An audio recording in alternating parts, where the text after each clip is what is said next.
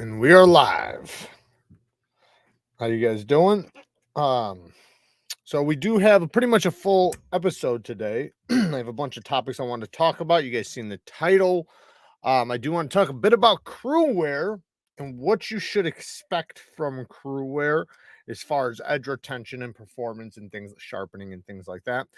And we are going to talk a bit about, we have a bunch of stuff to talk about, but one of the other things I did right in the title is blade geometry and how it does affect your edge retention. We'll give it a couple minutes for people to get in here. Let me open up the app over here. But I guess let's start off by what's everybody carrying today? Let's start off there. I actually just got, well, not just, but I went for a walk a little while ago, and I actually brought Spider Coast, Matriarch, sorry, the Matriarch with me.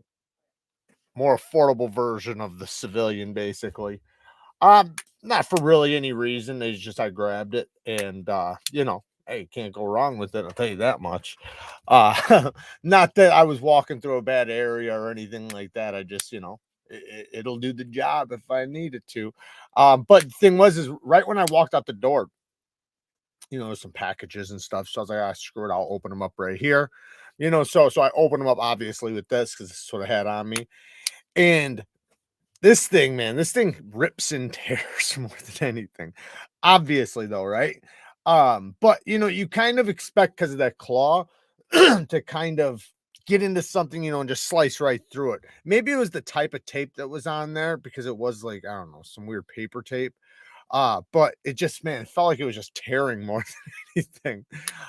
But it's still, I mean, it works great as an EDC. That blade shape is a phenomenal shape for EDC. People don't realize, like, if it was a plain edge, let's say there was no serrations, people would look at it and be like, yeah, fuck that. I would hate to sharpen that. But when you know how to sharpen a blade shape like this, it's going to be just like sharpening anything else, for one. But number two, it's, man, so useful, man, like extremely, extremely useful. You can almost use it like a second arm in some cases, because this thing is like a little claw. You can like, get over here. Let's see. You're carrying the Cuban. Awesome, man. Yeah, you know what? It's funny because that's like every time I get ready to go for my walk, like I look at that knife because it's such an easy grab. I freaking love the Cuban, man. That is, as far as like the best budget knives, if I had to go through like my most carried budget knives, that's absolutely my most carried affordable knife. The VOSTEED Raccoon, yeah, that's another great one.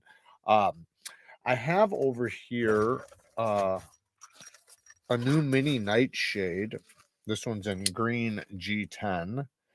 As far as the USA, I believe there's some available on Amazon. I'm not 100% sure, but people were complaining because the VOSTEED site didn't have them available for the US. I think they're just waiting for them. But I believe you can get them on the Amazon one. So shout out to VOSTEED Knives. You got them linked down in the description, I believe. So you can definitely check out what they have down there. Any link down in the description does benefit the channel if you use it. It would be like a sick bill hook with a plain edge. I think that's awesome. I would freaking love to see that. Dennis is carrying the Serene, another good one, man. You guys are carrying some good ones. Yeah, man. It is tough to beat some of the shit that they come out with. It really is. When I look at some of the competition, it's not even competition. Like some stuff is, like say you can say VOSTEED, you can say some stuff, I wouldn't even say from KIZER because their prices are higher, so I would put them a little bit different tier. But as far as like the $65 and under range, man, it is hard to beat, especially when you talk about like send cuts in the 50 and under, 45 and under. They are hard to beat. It is tough. CJRB is probably the closest one. CJRB gets right there with them. They're neck and neck with them. I'll give them that. ARTISAN, CJRB, they're right there.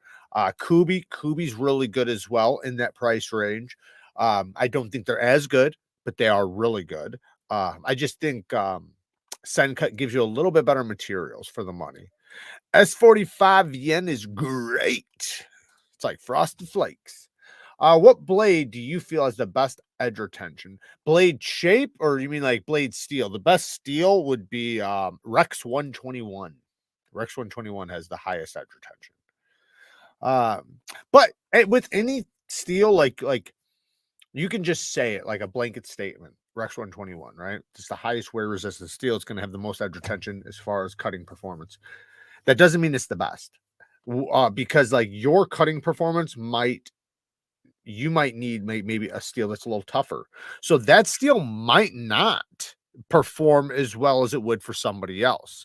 But as far as like if we took all steels and we were only cutting cardboard or only cutting rope or something like that, then yeah. But when you start, putting in all these other variables, hitting staples, banging into things and rocks and dirt and stuff like that, some steels might perform a little bit better under some conditions, just like geometry. Never had a knife except maybe convenience store knives. I got the Spyderco S45, and what a difference. That's true. And that's where it starts, man. And you made a big jump. Most people go from gas station to Kershaw. Gas station to Kershaw, maybe CRKT, and then to Kershaw. That's usually how it goes. And then from there, they start moving up the lines. You just went all in, which is cool. I like it. I like it. That's awesome.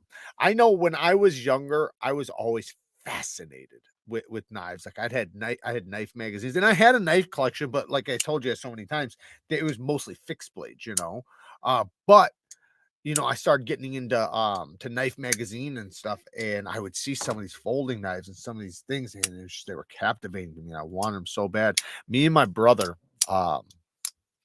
there's a mall that's not too far away, and we would go. Everybody knows this mall, so like we go to this mall, and when we were kids, there was this. I don't know what type of shop it was, but it was some sort of shop, and it had this knife.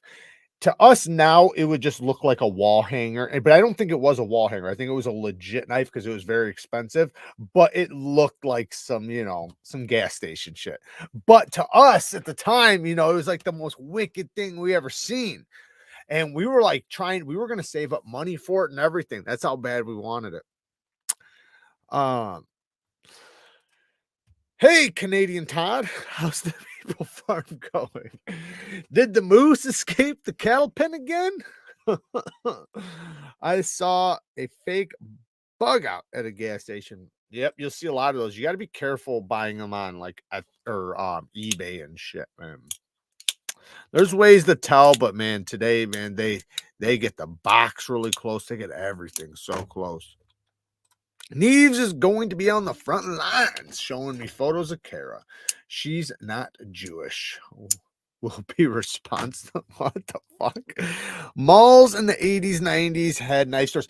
Malls in the 90s, just period, were packed. Like the mall I'm speaking of specifically right now was absolutely packed to the gills up until just a few years ago. I'm saying, like, when you went in there, you almost dreaded going in there because you knew you were going to be shoulder to shoulder the whole fucking time. It was just like so packed. But when you were younger, it was cool, because you'd meet girls, you'd hang out with all your friends and, all this shit. Now, malls are ghost towns. You go into a mall, man, it's like 90% of the stores are shut down. Nobody's selling shit. You got people barely, like, you can just fly through now, but when I was a kid, man, you had to tiptoe because, it was so packed, but that's the way it is. I mean, people are buying online now. People are not willing to, because most of the things they have at the mall, they buy online and then they resell to you, or they buy from whatever manufacturer. But the point is, though, is that they upsell it, so it costs more. So why would you spend that on there? Some people just go to the mall to look at the stuff and then just look at it online and see it for $50 cheaper and order it. The nightshade looks like a limp penis. Not my kind of knife. He likes hard penis. Peter, what's up, Neevesknives? Hope all is well. Thank you, Johnny B. I appreciate it. All right, so let's start off. So true. Malls are struggling, especially in smaller towns. Yeah, and I'm not in a smaller town, so I mean, the mall I'm talking about is a fucking big mall. People come pretty far to get to it. There's a lot of malls around this general area, within Yeah, the Chicago area. But specifically what I'm talking about is Gurney Mills. Right next to Six Flags, or pretty close to it. Cruwear. Let's start at Cruwear, and then we'll go to blade geometry. So Cruwear. Got a couple notes here. So, what type of edge retention should you expect from Cruwear? Now, different companies are running Cruwear. What do you got? Spyderco, Benchmade.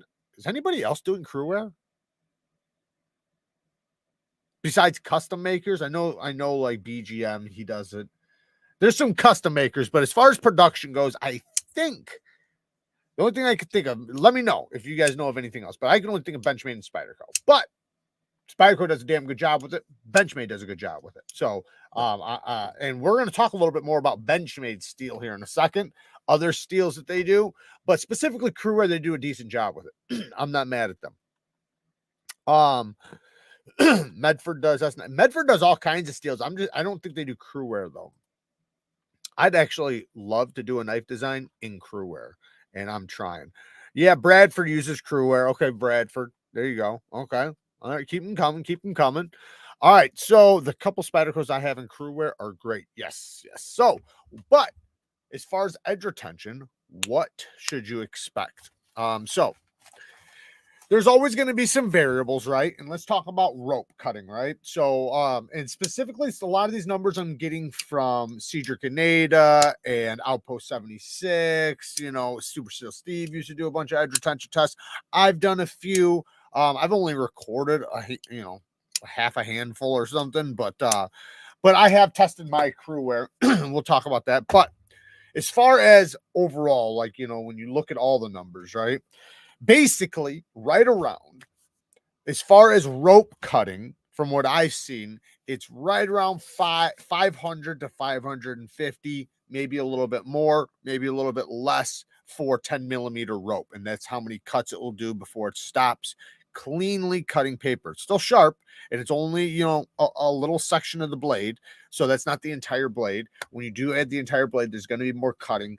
And, you know, speaking about that, just really quick, we'll go right back to this, but transparent knives actually made a video the other day making a great point on you know, say if you have a 1-inch section, right, of a blade, and you test it and say it gets, let's just say 100 feet, right, and say it's a 3-inch blade. That doesn't mean using the 3-inch blade that it's going to get 300 feet, right? Yes, it'll get more, but you got to consider that 1-inch section, or the section that you're likely to cut in the most, is what's going to go dull first. And once that goes dull, the knife's dull, right?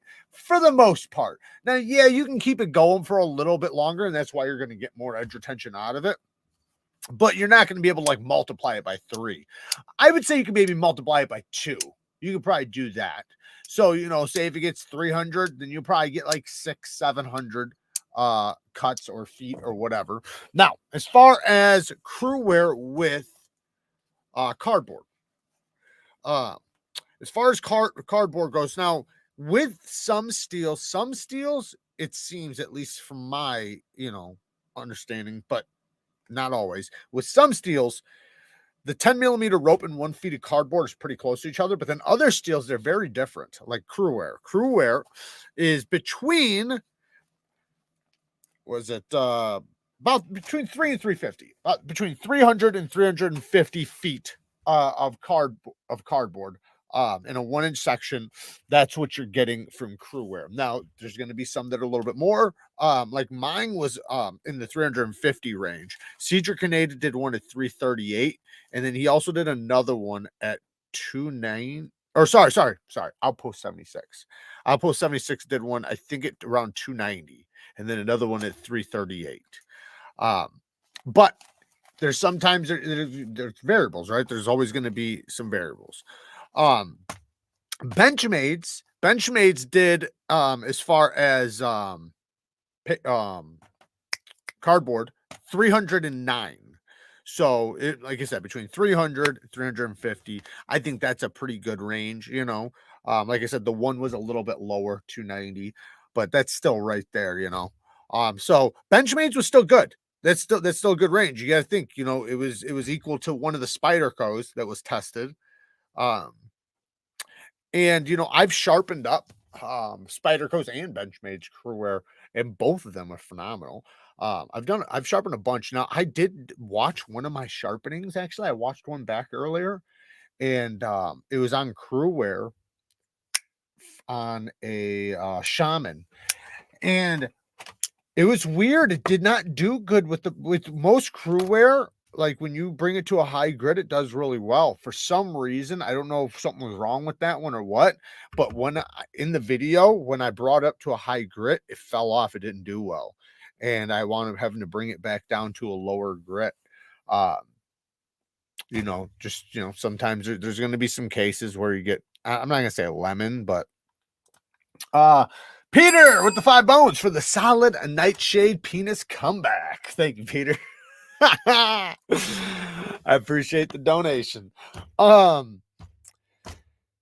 yeah, it's kind of weird. Now, there's gonna be, as far as edge retention goes, now that's a different factor. I was talking about sharpening and the results of the sharpening, what I was just talking about. Now, from my experience, except for that time, and I forgot about that time. Luckily, I recorded it, right? I'm sure there's a lot of recordings I have forgotten about, but most of the stuff that I've sharpened from Cruwear does phenomenal with a polished edge. Now, I think maybe one of my issues was with that shaman. I think my angle might have been too high. I think if I would have lowered the angle, I think that would have just done really well. If you have a steel that isn't, if you have any steel really, and if you sharpen it at a higher angle rather than a lower angle, it's going to get slicker faster the higher you go in grit.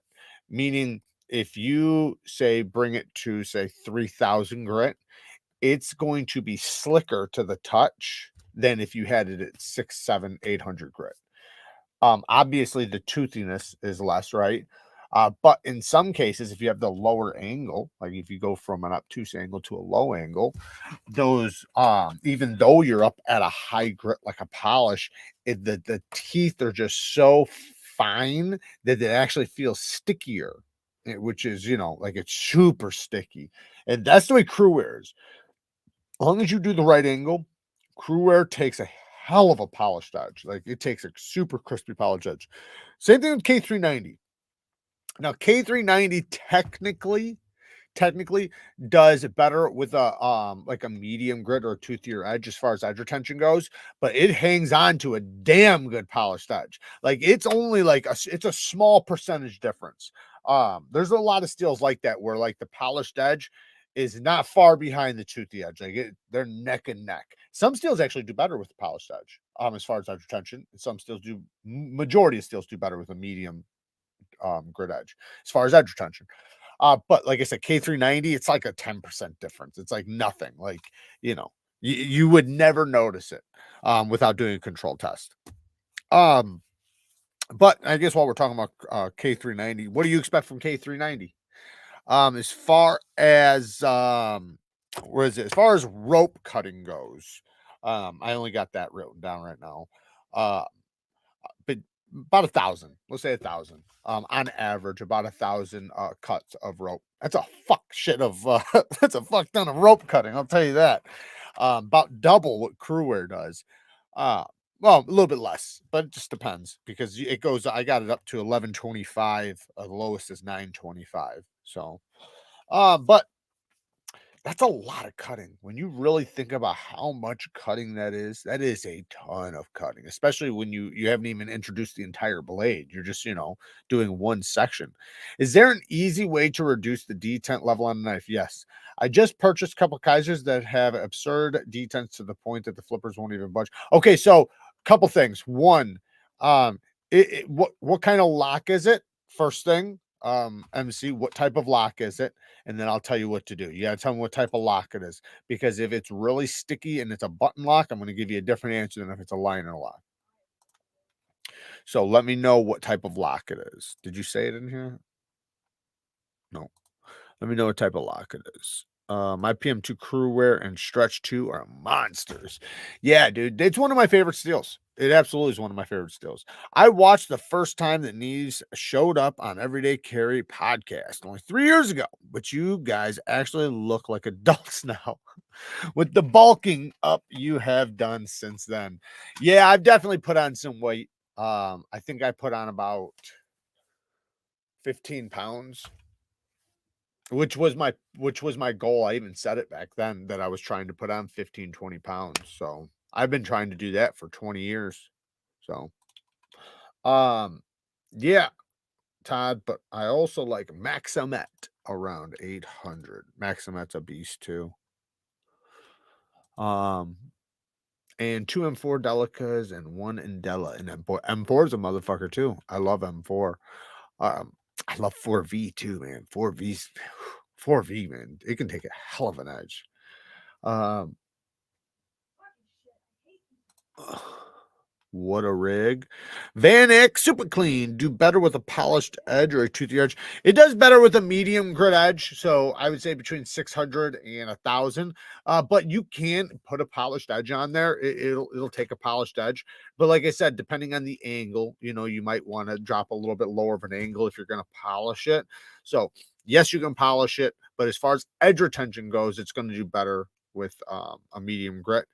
But that doesn't stop you from if you want a polished edge, because it'll still cut for a long time. It's not going to be like where it's not like some steels where you start cutting and it gets slick. Because as far as edge retention goes, right, the edge retention is going to be if it'll cut paper. I'm specifically talking about bite, right? Well, a minute ago when we were talking about the Cruwear, I was talking about edge retention, but right now I'm specifically talking about bite. So, like, if I take, say, CPM 154. It's a great example of a steel that fucking hates a polish, right? You put a polished edge on there and then you start cutting with it. A few cuts in, touch your edge. It's slick. Like you can just run your fingers back and forth, but it'll cleanly cut paper. So it's still sharp. I mean, it's still going to cleanly cut paper, but it doesn't have the bite. And it's because the microscopic serrations that I always talk about on an apex are entirely way too fine. That steel is so fine grained that by the time you come off a polished stone, that like the teeth are fucking gone. So if you did a medium grit or a toothy edge on there, you'd be able to cut and take it off and then still have a lot of stickiness. So that stickiness is what helps you not slip out of a cut. That's why it's important. So like when you start a cut, the way it bites into the material at first and then it continues to cut, that's the bite. But you ever tried to do a cut and you just slip right off? It's because your edge is slick, and that makes a dangerous edge. So I never got what type of lock it was. Did he ever answer? I got a Winchester that says 440, and it's very, very sharp. Likes to take skin off my fingernail. 440 can get really sharp. It's still going to be. It's a simple steel, but it's it's an okay steel. I would say it's bottom of the barrel, but it's still somewhat acceptable. What the heck just happened? Everything just jumped. Sorry, guys. How about S45? I've done it to 800, then a stone polish with the work sharp. As far as S45 goes, you can polish it. It takes a better polish than S35 VN, but as far as edge retention goes, from my experience, which is very limited with S45, I'll just be honest right now. Like I haven't done a lot of testings with S45. I'm very limited with that steel, but from what I've seen, medium grit does better as far as edge retention goes, but it will take a polished edge and hold it fairly decently. The test I did was it against S35, and because S35 in some cases it does okay with a polished edge, but most of the time, man, it loses a polished edge so fast as far as bite goes. And in some cases it doesn't take a polished edge very well. Like you'll come off the stone and it's slick. But it does depend though. But with S45, you can come off the stone and it'll have a lot of bite and it'll hold it pretty decently too. Freedom Fox with the 5 bones. Which steel would you recommend for a thin garden sickle? Cruwear, 3V, or Nitro V? All three of those are great options. I would say you said for a thin, okay, thin one. Cruwear if it's thin, Cruwear or Nitro V. But as far as toughness goes, 3V is going to be probably the toughest. But Cruwear and Nitro V both do very good with thin geometry. 3V, I'm not so sure about 3V with super thin geometry. I'm not sure. I don't think I've ever tested it with super thin geometry. At least I can't think of any. Maybe there's an example I'm not thinking of, but yeah, the heat treatment is going to be the most important part with any of that, though. With a garden sickle, who's making you? I don't even know why I didn't ask this. Who the fuck is making you a garden sickle out of Cruwear 3V? Just ordering that. Hard detents. One is the KIZER clutch that you reviewed 2 years ago, and your wife had no problem flipping it again. Both knives are liner locks, but it wasn't this. It's not this. Did we give it to you? Is it the same one? It's probably not the same one. Both are liner locks. So 2 things. 1, check the detent hole for a burr. That's the number 1 thing first. Second thing is if the detent is still sticky, then what you want to do is take it apart.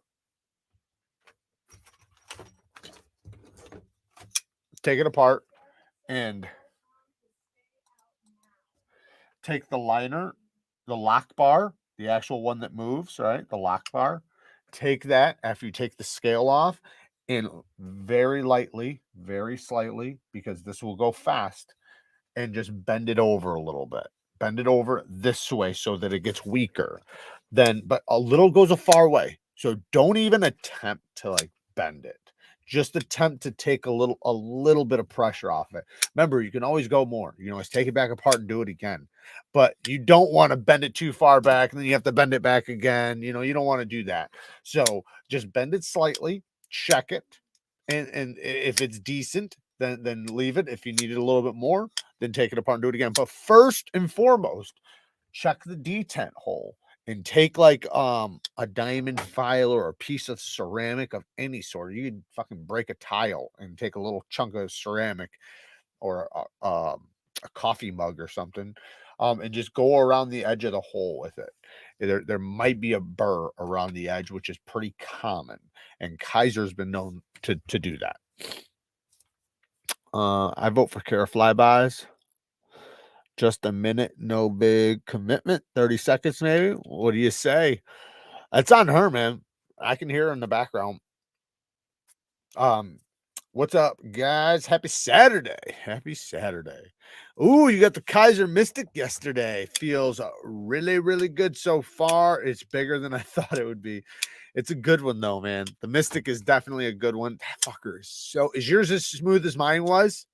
Is that thing just like insanely smooth? I didn't even realize, the Doberman, the designer contacted me. That thing's on multi-row ceramic bearings. I wonder if the Mystic is too. Maybe that's why it's so damn smooth. The thing is crazy smooth. That's the first thing you notice right away. You're like, holy shit. It's like shockingly smooth. Big ups, Neves. Love the content. As a newbie sharpener, I appreciate you. Not a problem, Miranda. Thank you for joining. That Vision and Nitro V looked great.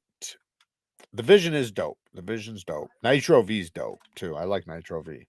Just got the new Precision Adjust Pro, but would like a general stone holder. Yes, go to my HAPSTONE link, and I actually figured that out. My HAPSTONE link should be working.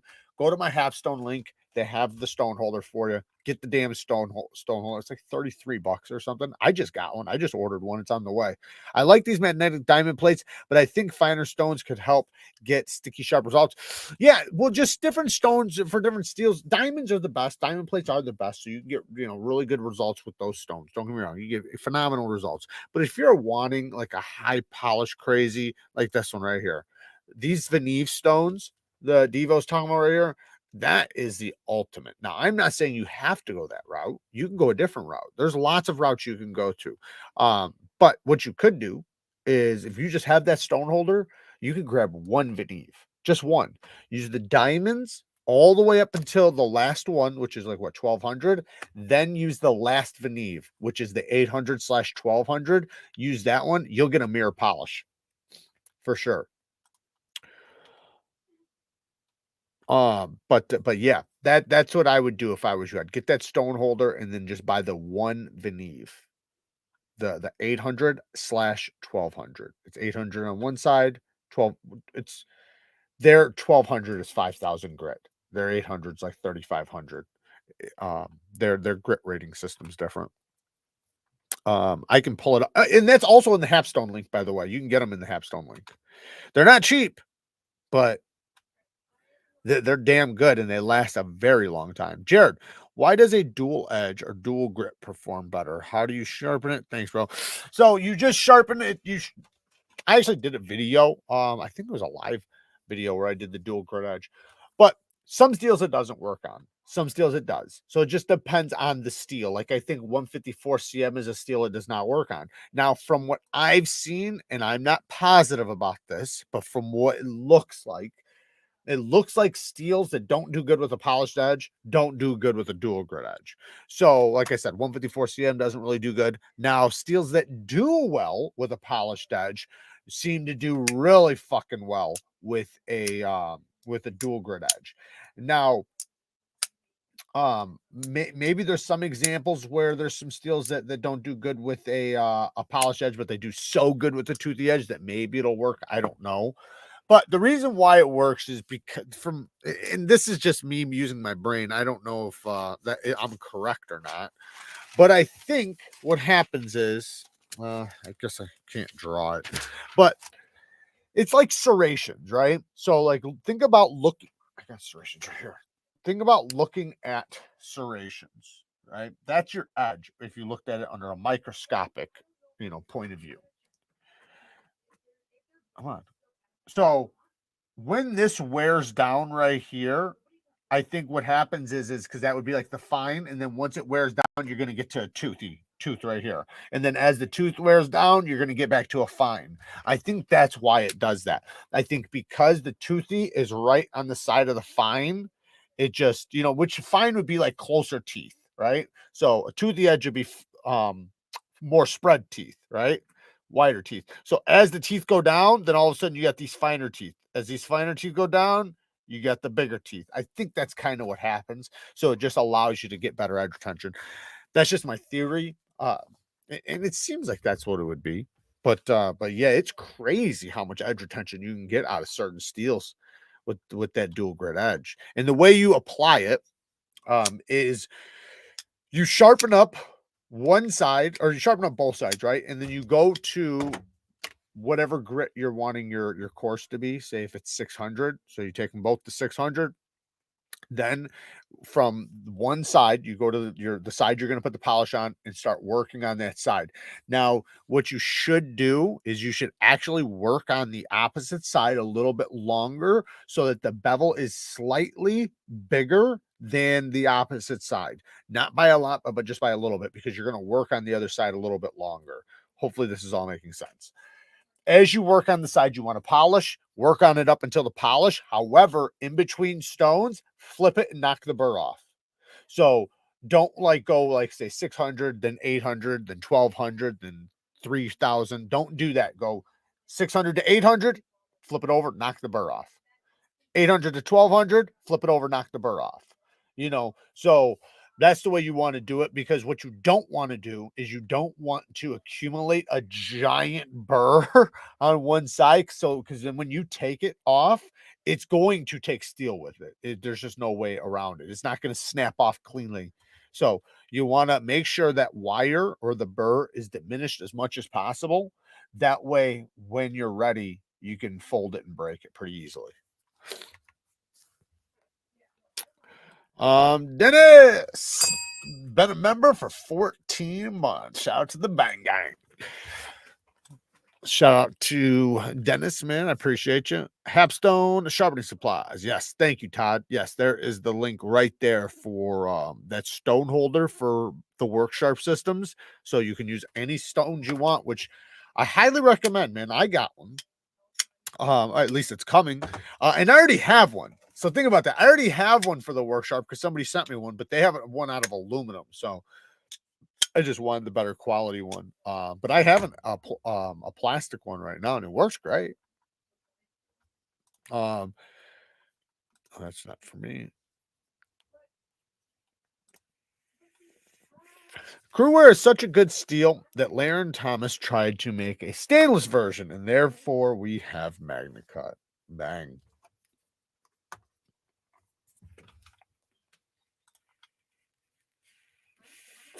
What's up, Nees? Love your channel. Just found you last month. Well, thank you, Rusty. I appreciate you joining in on a live with us, man.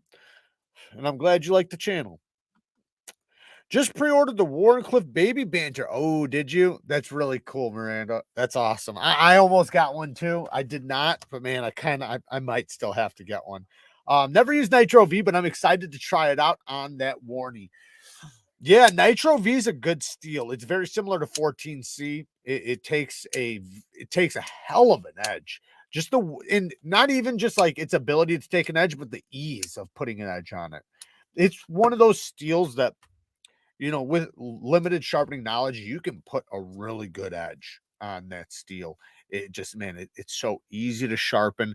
And with any sharpening, the best parts are going to be like the way it accumulates a burr, the way the burr flips over, the way the burr snaps off, the way the stropping works, all those things.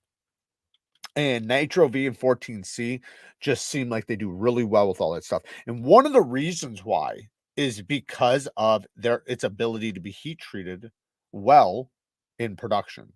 So a lot of steels are not going to do that well with a mass produced heat treat. So 14C and Nitro V are very easy for companies to heat treat. So since it's so easy, you can pretty much guarantee it's going to be well done. And therefore you're going to be able to sharpen it up really good. And you know, like the way it hones back and also strops back is another thing. That was something I was going to talk about Cruwear too. Cruwear, man, Cruwear hones and strops back really, really well. You can hone that steel back up really good. Like if you just have like a Spyderco ceramic or some sort of ceramic, if you have a fine Veneve, like me, I hone on Veneves all the time. I literally take my Veneve, my 800/1200, and I'll take an edge, even if it's not like a polished edge. It could just be any edge, and I want to bring it back. I'll just put it on that, give it a few passes per side, come up with a very, very light burr, flip it over, you know, and I can do that pretty quick. It still is diamonds, just really fine. Hit it on a strop. Man, I did a video earlier, I think. I posted a video earlier. I did a honing in like, I don't know, 30 seconds. I only had 1 minute because it's a short. So that's how fast I did. And that was on 14C. Oh, you just got a Spartan Harsey. Oh, no. Spartan Halsey, Warthog, and Magna Cut. Very cool. Hell yeah. That's a bad man. Spartan does a hell of a job. Your top 3 steel choices if you could only choose 3 and why. K390, Cruwear. The last one's a motherfucker. Man, I don't know. I want to say like 15V or something, but I feel like I need a stainless now. Vanex. So those 3. K390, because that steel is just an absolute beast. And again, like I was saying before, it takes and holds a polished edge like really well. So I love that it has the ability to take a polished edge, a toothy edge, a medium grit edge, whatever edge you want to put on it, it'll take and hold it very, very well. And it's fucking beast mode. That steel just, man, it's like it just keeps on going. And I love that about that steel. And I find it not that hard to sharpen. I don't know about anybody else, but from my experience, man, I love sharpening K390. Now, Cruwear I would choose because it's a mega tough steel that holds a fine edge. So Cruwear is a steel that if you have 100% of edge retention, 80% of it's going to be its fine edge. And what I mean by fine edge is like, say if I was cutting rope or cardboard or something like that, right? Say if I'm cutting cardboard until my edge goes dull, right? How am I going to test whether it's dull or not? Well, one way I can do it is I can shave my hair, right? How long will it cut until it stops shaving hair? And then another way I can do it is I can cut until it stops shaving paper. Its ability to cut until it stops shaving hair is the fine edge. Its ability to cut until it stops shaving paper is the working edge, right? So that steel has the ability to hold a fine edge, so the edge to the basically shaving sharp edge, for a very long time, for like 80% of its edge. However, once that edge goes away, once the fine edge goes away, the working edge is going right behind it. So it instantly falls off with it. But that's just the way that steel is. And there's another reason why it takes such a fine edge. I mean, just holds a fine edge really well. Like the edge stability is insane on Cruwear. So that's why I love Cruwear. I love its ability to take an edge, and I love the way it holds a fine edge. As far as Vanax, it's the most it's the most corrosion resistant steel. This is Vanax right here. It is very corrosion resistant, and I like the Magna Cut 2. I should have said so you only gave me 3, you fuck. Magna Cut, I really like Magna Cut too. So I might even like Magna Cut more than Vanax as long as it's heat treated well. If it's heat treated well, Magna Cut is a badass steel. I love it. Now, I've had some poor examples, of course. I've had poor examples of just about every steel. So I do think some steels have an easier, how to say it, more likely chance of getting a burnt edge than others. So make sure, especially with a lot of steels, don't think that the factory edge is an indicator of its edge retention. It never ever is. You'll never, I don't care what knife it is, you will never get a knife that holds a better edge with its factory edge than it would if you put a fixed angled edge on it or some sort of stone edge. Most of them, unless if that's how they were sharpened, but most of them are sharpened on belts. So you're going to get a belt sharpened edge, and therefore, and you'll see a huge jump. Like, watch some of the cut tests, like from factory edge to first sharpening. Dramatic jumps. There's some that get like 75 feet of cardboard, and then after the first sharpening, it's like 300 feet. Like, crazy difference. And burnt steel is a real thing. Can someone do something about this clown in chat? I don't see him, so you guys must have already dealt with his ass. Did you? Jared, haven't seen your wife. Is she doing okay? You can't hear her?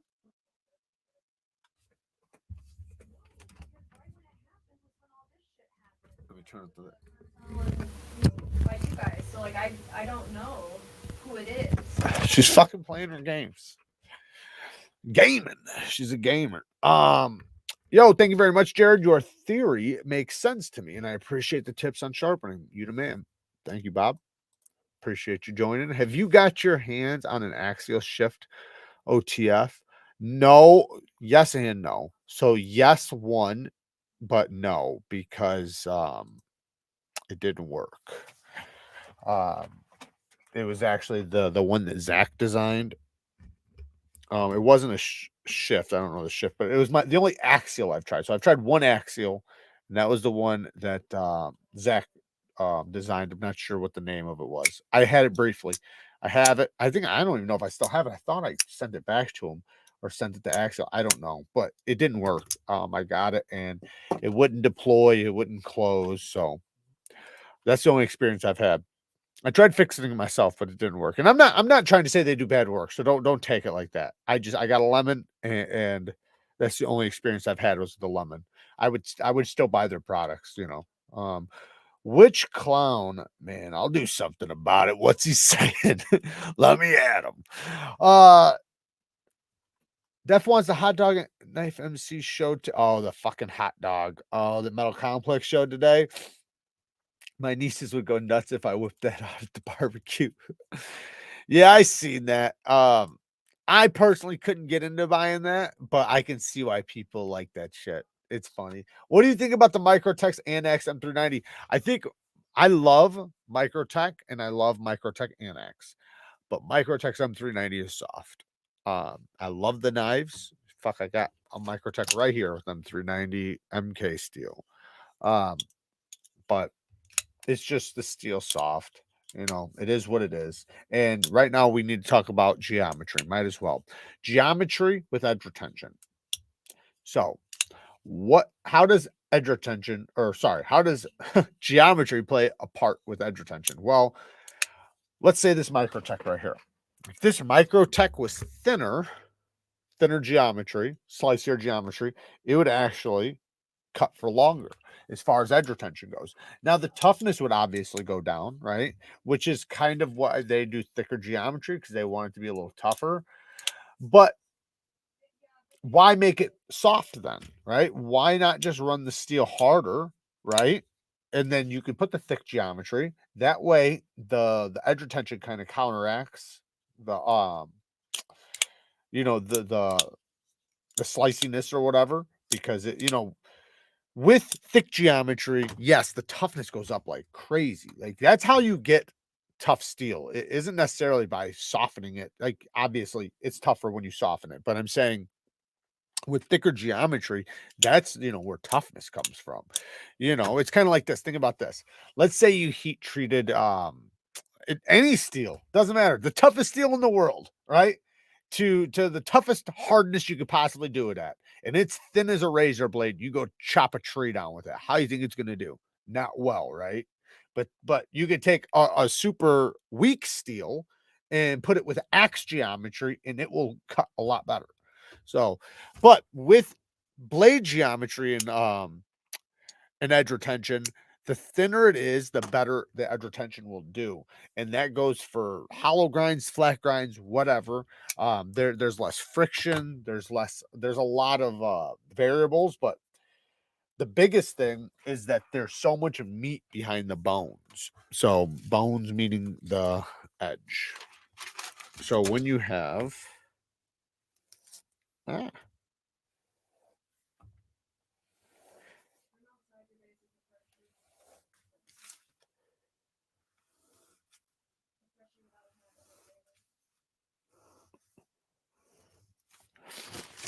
I have a bunch of different blade geometries there, right? Well, if you look at all of them behind the apex, so like right here. Well, maybe not that one. That one will be right there. So if you look at them all, so by the time that wears off, that little tiny bit, it's still thinner than this would be. This is still thinner than this would be. So by the time that much steel wears off, this thing's blunt. This is still sharp. So that's why thinner geometry will have better edge retention. However, this one has the ability to break easier because it's thinner. This one has so much meat behind the bones that it's not going to. So there is a balance of what you want in a knife depending on what you want the knife for. If your knife is just a cutting tool and all you do is cut rope, plastic, twine, cardboard, zip ties, shit like that, packages, knife packages, you want thin geometry. You don't need it to be tough. You want it to be slicey. That means the edge is going to last a lot longer. It's going to be faster to sharpen. That's another thing. So much easier to sharpen. Like 10 times easier to sharpen thin geometry than thick geometry. But if you are doing impact, if you are working maybe construction or something like that, if you're doing things to where you are probably going to chip your edge, then yeah, go for something thicker. And in that case, don't put a super low edge angle on it either. Hey, man, it's a roaster with the 20 bones. Thank you, brother. Guys, wish Dennis a happy birthday.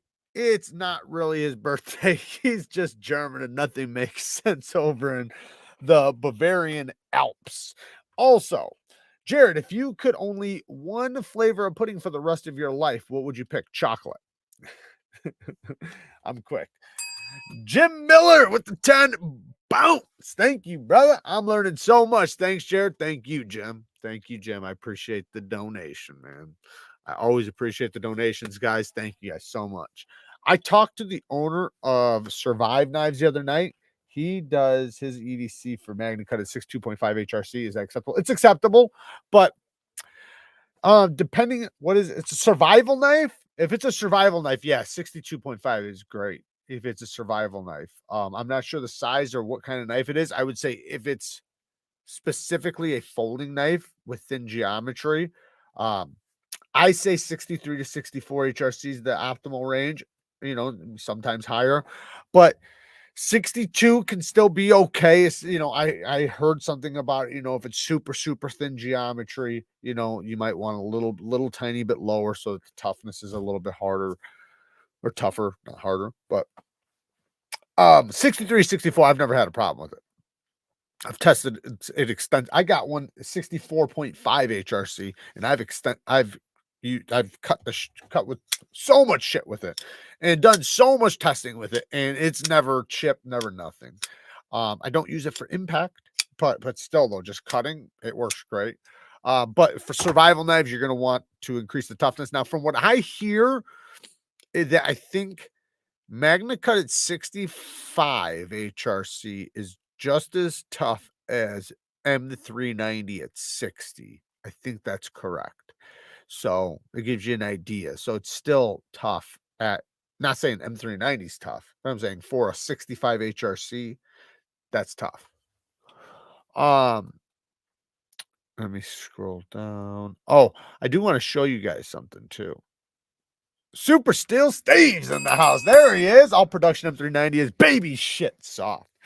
Yeah, you know it's funny, man. I got into this and I know I shouldn't do this. I should never get into fucking debates in the comments. It's the worst place to debate anybody. Worst place because you know I hate to say it, but because you know what they're doing, how they're just sitting on the couch and like they can make up anything they want. They can say anything they want. They're not held accountable to no extent because you know what I mean? Because they're just a ghost, right? They could fucking take down their channel and change their name tomorrow, right? I can't do that, but they can. So it puts you at a default when it comes to debating. Uh, but dude was arguing for something I don't know. I was debating something about or saying something about steels being harder in a video, not like in the comments, but in a video. And he came in and wrote this whole thing talking shit about me and said something about me probably getting on Benchmade. And this is funny. This is where I actually brought you up. I didn't say your name, but I brought up your tests.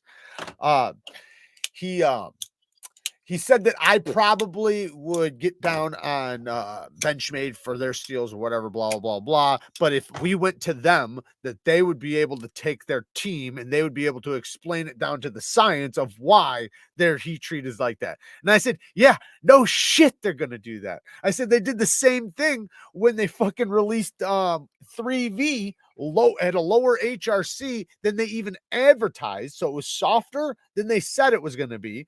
And then the tests, and I was talking about your tests, I said the fucking knife bent, not break. Remember, it's supposed to snap. If I bend this fucker should snap, right? It should not bend. And Steve tested one shit soft. Like it was so bad. The edge retention was horrifying for 3V. And then the worst part was when he went to pry with it, the fucking blade bent. The other blades that he had tested snapped. But they stuck up for that. Like they defended that. They were like, we did that shit on purpose. We meant to do that. And so it's like, so yeah, if they're running something soft, and usually with Benchmade, especially now, they do some steels that are really good. So I'm gonna stick up for them where it's due. Like their Cruwear is good, but damn it, their 20 CV is soft as shit. And the edge retention tests prove it. The HRC tests prove it. There's plenty of them out there. Even recently, I think didn't LTK just do a HRC test on them? It came back at like 58, I think. Like that's crazy. So, but yeah, I'm gonna talk shit about it.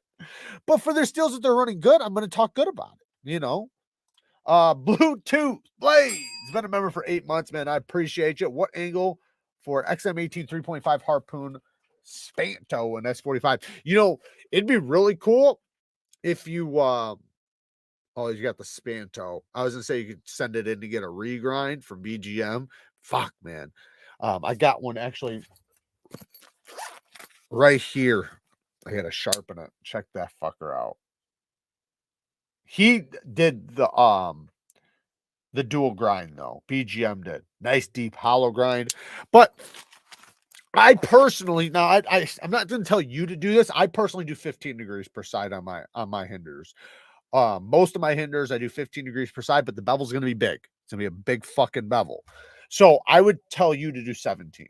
Do 17 because 17 is going to keep the toughness a lot more, but the steel's already, you know, they don't run it super hard, so it's not like it's like super brittle, and it's super thick. So that's why I put 15. I put 15 because it makes it sharper, slicier, and the fucking thing is still tough. You know, they're like, I think the one I have right now, fuck man, I forget. It's like 27 thousandths behind the edge or something like that, 25,000, something like that. I'm not positive, but being that thick behind the edge at that low of an angle, that's not a brittle edge. That's a tough edge. Now, if that was 10 thousandths behind the edge, then yeah, 15 degrees per side would be brittle as fuck. But no, it's I would do 17 to you. For me, I do 15. Maybe try 17, and then if you want, you can always lower back down. One thing I will say is the beautiful thing with the 15, man, is holy shit, does a 15-degree edge bevel on like thick geometry get super sharp.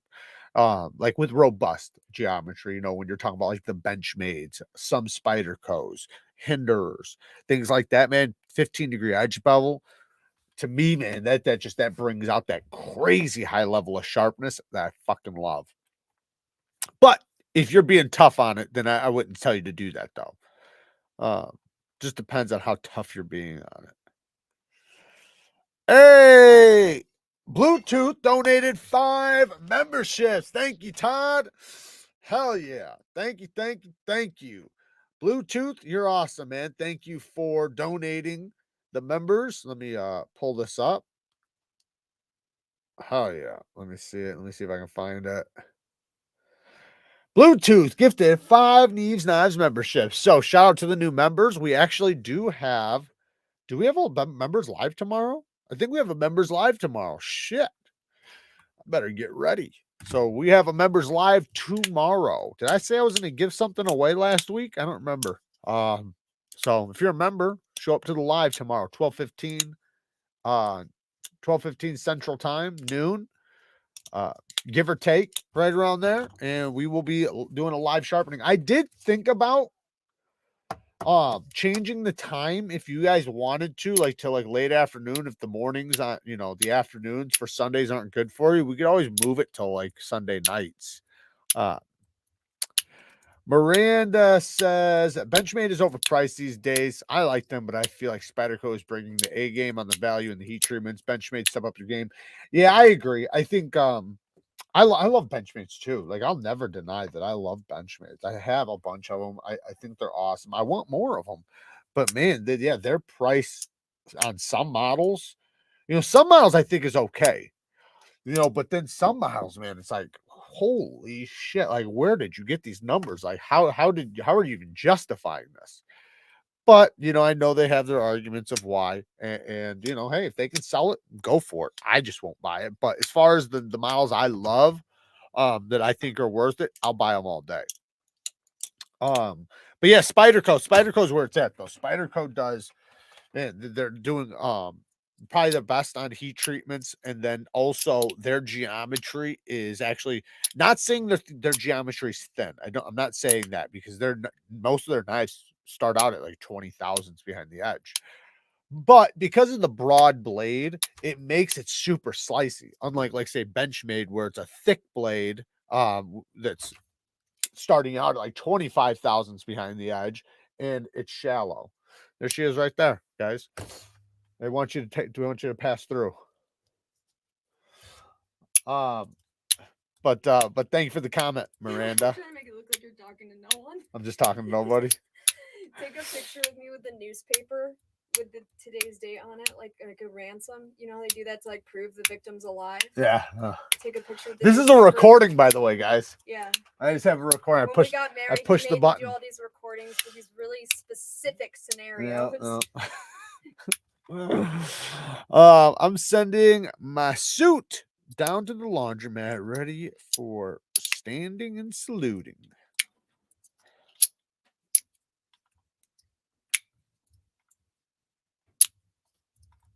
I'm getting the new large mini freaking S90V. Very cool. And carbon fiber just because to match the regular super freak. I still want a super freak. I still want a super freak pretty bad. I want an Adamas too. Pretty pricey, but I want one. I want that Cruwear. Read a Zach Stuff comment. Zach Stuff's in the house. What's up, Zach? Shout out to Zach Stuff. Definitely go and subscribe to his channel.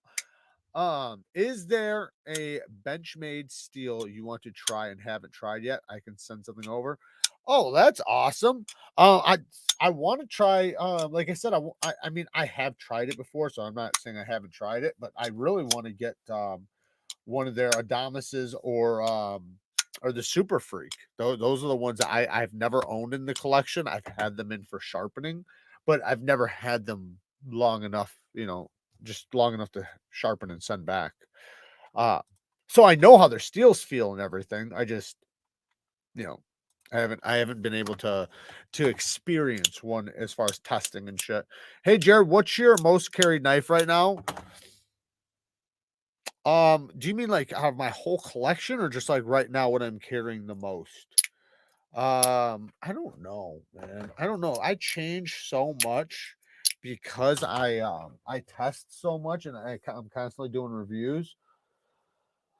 Fuck, man. I don't know. Oh, probably my Hogue Deca, to be honest. I have carried the absolute shit out of this Hogue Deca. Just because it's summertime, or it was, now it's fall.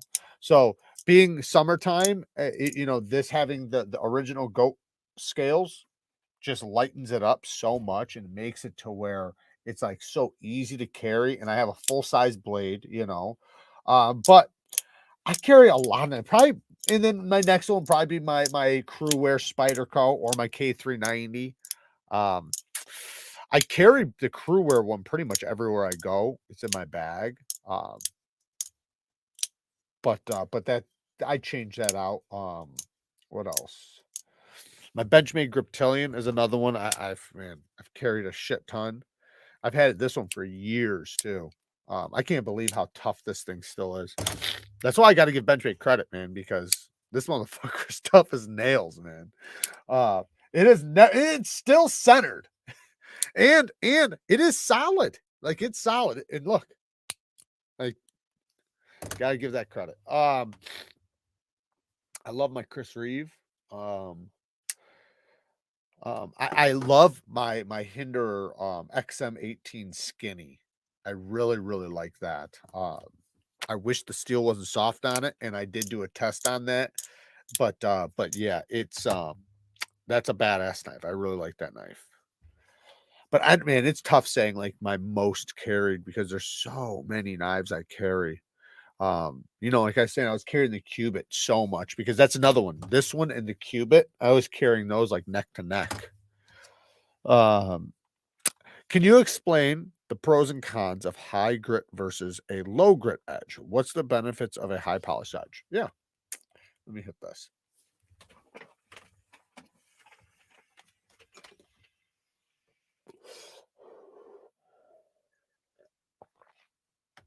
So, the benefits of a toothy edge or a low grit edge is just going to be bite. It's going to have a lot more bite, a lot more sawtooth.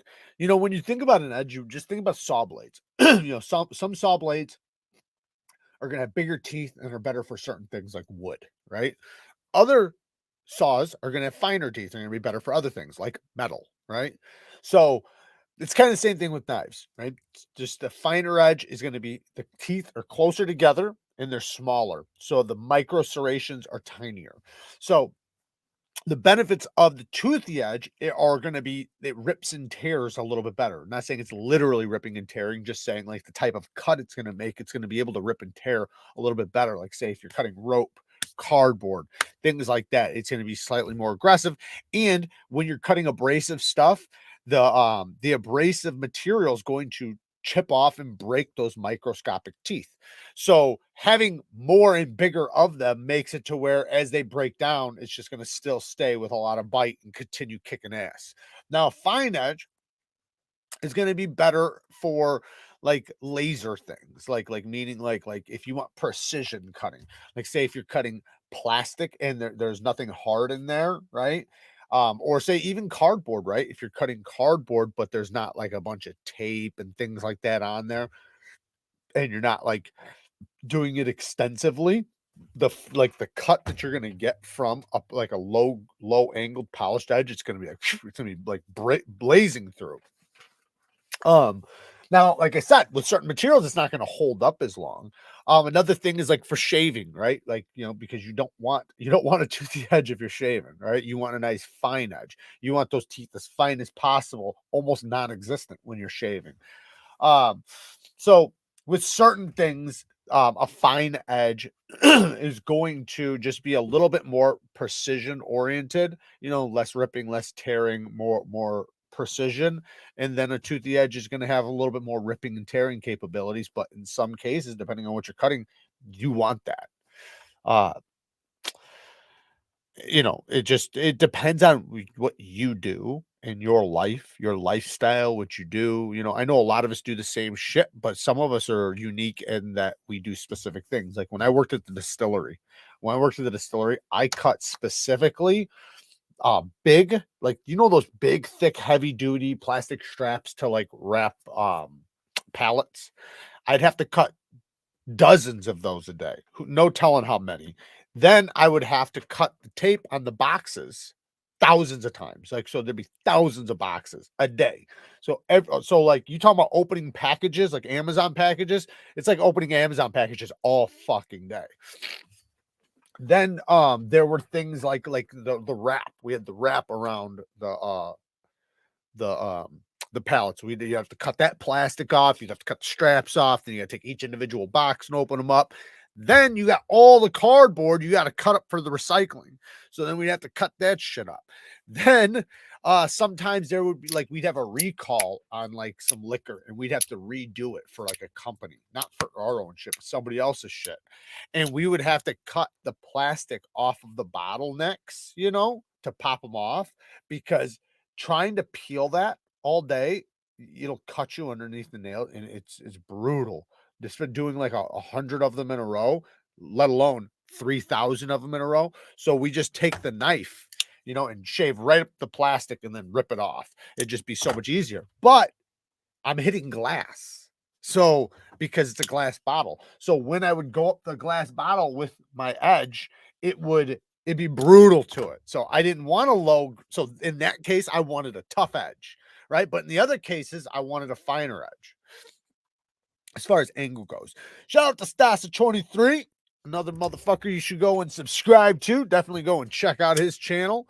He just got the 5 Max Scout. I'm so jealous.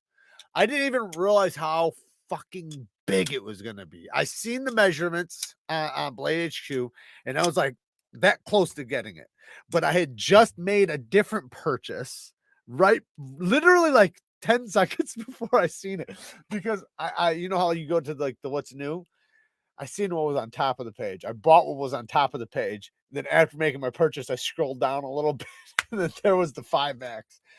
And I almost got it too, but it was like, man, I just made this other purchase. So I didn't, but I did show you guys through a community post. But man, that thing is such a beast, man. That thing is massive. I honestly thought it was going to be like a couple inches bigger than the 4 Max. But now that I see how freaking big it is, I want it even more. I hope they do a lightweight version. I have found only like 600 grit, at most 800 grit edge. What? Oh, I don't know what he's talking about. If you rearrange the letters in pumpkin spice seasons, it spells "shut the fuck up, Karen."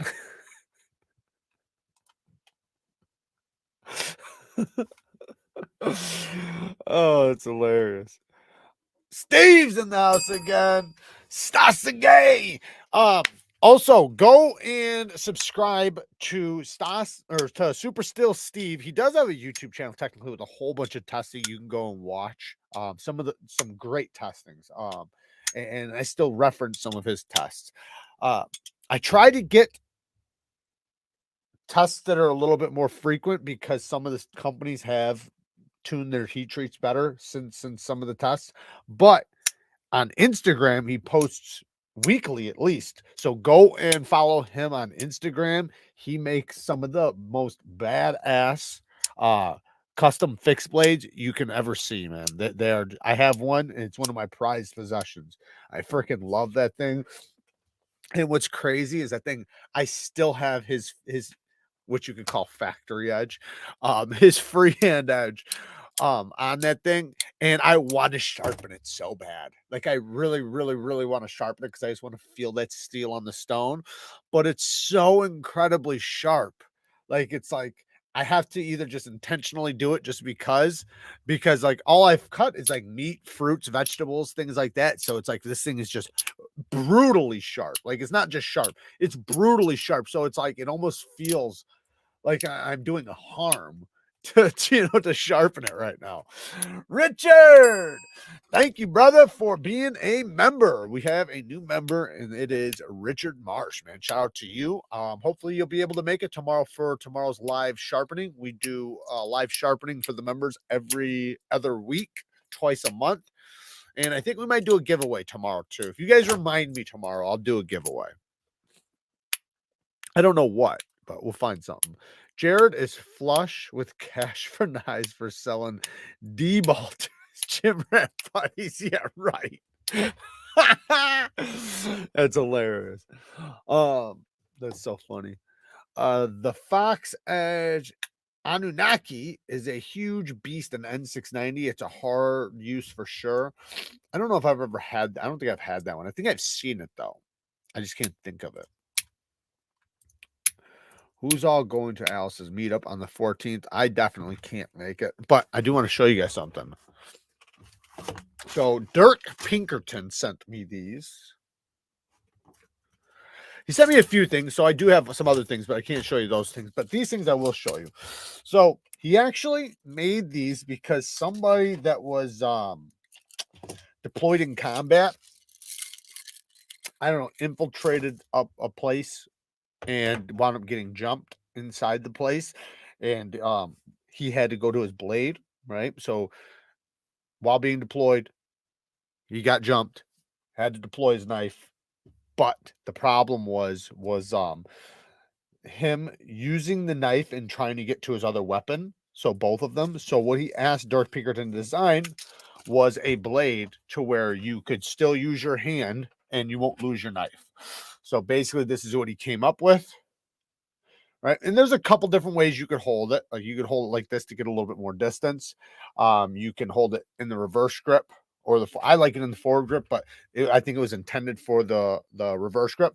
And if you take it with your, like, say if your dominant hand's your right hand, right? So that's gonna be your pistol hand, then you can grip it and rip it with your non-dominant hand. So then you can fight with this hand, and if you have to get to your pistol, you still can, because you're gonna still be able to do it.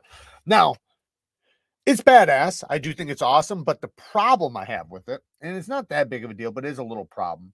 Um, but I guess in combat you shouldn't be punching. So, but I'd say, man, the only problem is you really can't punch because see what it does to your knuckle. Like that'd break your fingers 100%. Like if I punch somebody right now, I'd probably break. Even if I try to get my knuckles the best you can, people move and shit. You're gonna break your knuckles. However, in a combat situation, you should be going for the kill, right? You shouldn't be going for punching and shit. So if you have this in your hand already, you shouldn't be trying to do this. You should be trying to stick, stab, slice, and shoot. So, but I do like it when you get it like this, how you get a little bit more distance, and it actually is nicely in there because you have this finger right there wrapping around that. But I thought about testing it, but there's two different ones. So you have this one and then this one. Well, let me face them both the same way so you can see the shape difference. They're slightly different. both the same concept. But yeah, they're pretty cool. Not too shabby. So you can see them both in the reverse grip. Like I said, I usually like the forward grip a little bit more, but I'm starting to get a little bit more used to the reverse grip. But anyways, that's a little blade. So when you have it like this, you have a lot more distance. That's one thing I like. When I'm like this, you know, there's not that much blade. And then same thing with like this. I feel like there's not that much blade. But if I go this way, I could do it, I guess, for a little more distance. But you look at this little thing and you're like, what the fuck is that gonna do? Right? That's what you think. This thing will put in some work, man. I'm telling you. You get sliced with just that little thing right there across the arm, the belly, the leg, the groin. Fuck. Especially like the arm, you know, which is probably where it's going to be aimed at. You know, like because if you're jumping somebody or grabbing somebody or trying to grab at their weapon, right? You know, let's say they have to stuff their weapons. Say their weapon's deployed, right? And then they get jumped from the sides. You can't use the weapon, right? Because you're being jumped. So if you just, man, and I got trainers too. I should grab the trainers for this. I want to wind up cutting my damn self. Yeah, you take this thing across the arm. You take that thing across the arm. Oh my goodness. Whew. Or even just like the top of the hand, just sever all those nerves. It wouldn't take much. It would not take much. And with the blade shape, it's definitely going to go in and just like do damage the whole way through. It's not going to be like, say, a belly blade where the belly hits you and rolls off. It's going to go in and it's going to continue to go in and tear like a claw, which is what it's designed for. But yeah, those things, devastating. At first, I didn't really understand, like, what the fuck is this thing for? Is to poke them in the eye? Like, I started like thinking, like, I was trying to figure it out. I had to go watch some videos to understand it. But they're cool though. They're cool.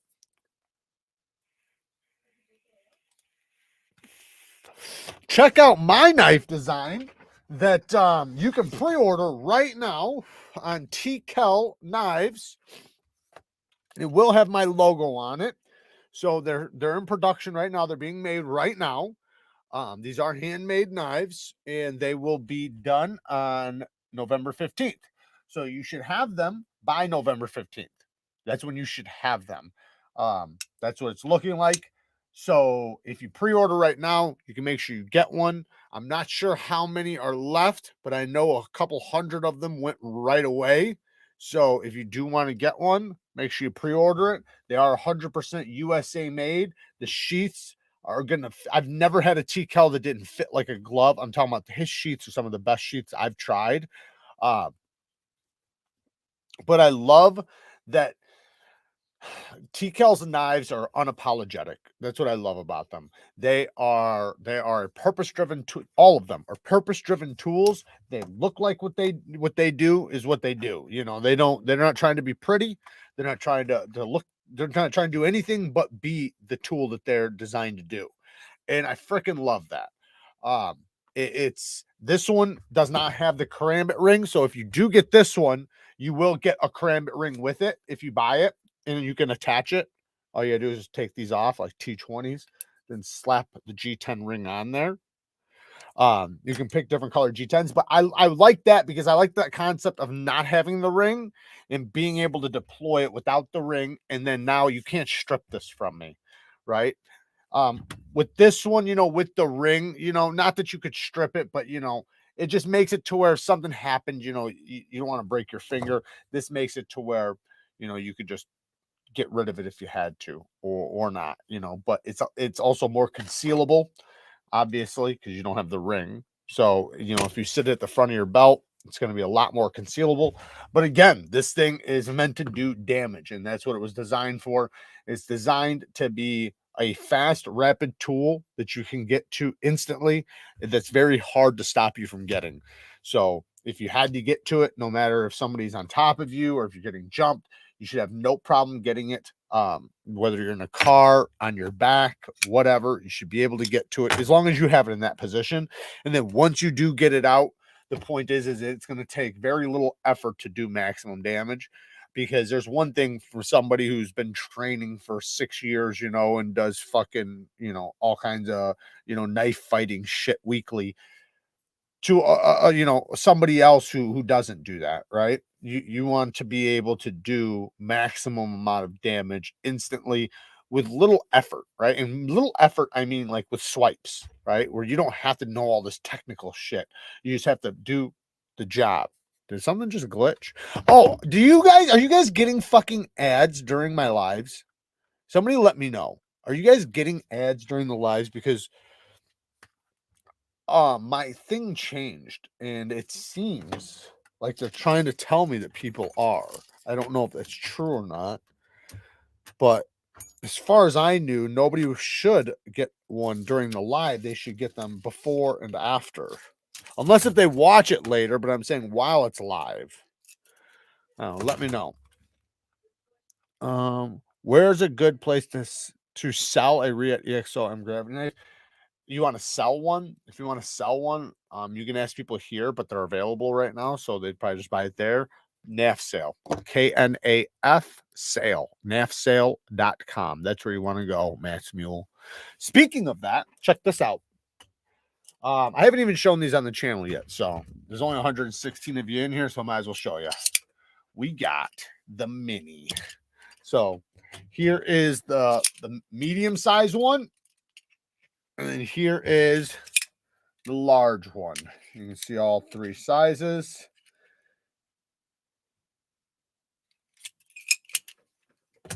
I have 3 different ones of the mini. So we have the dagger, the double-edged dagger. Look at how little that dagger is. But that thing will fucking do some work. And this handle is still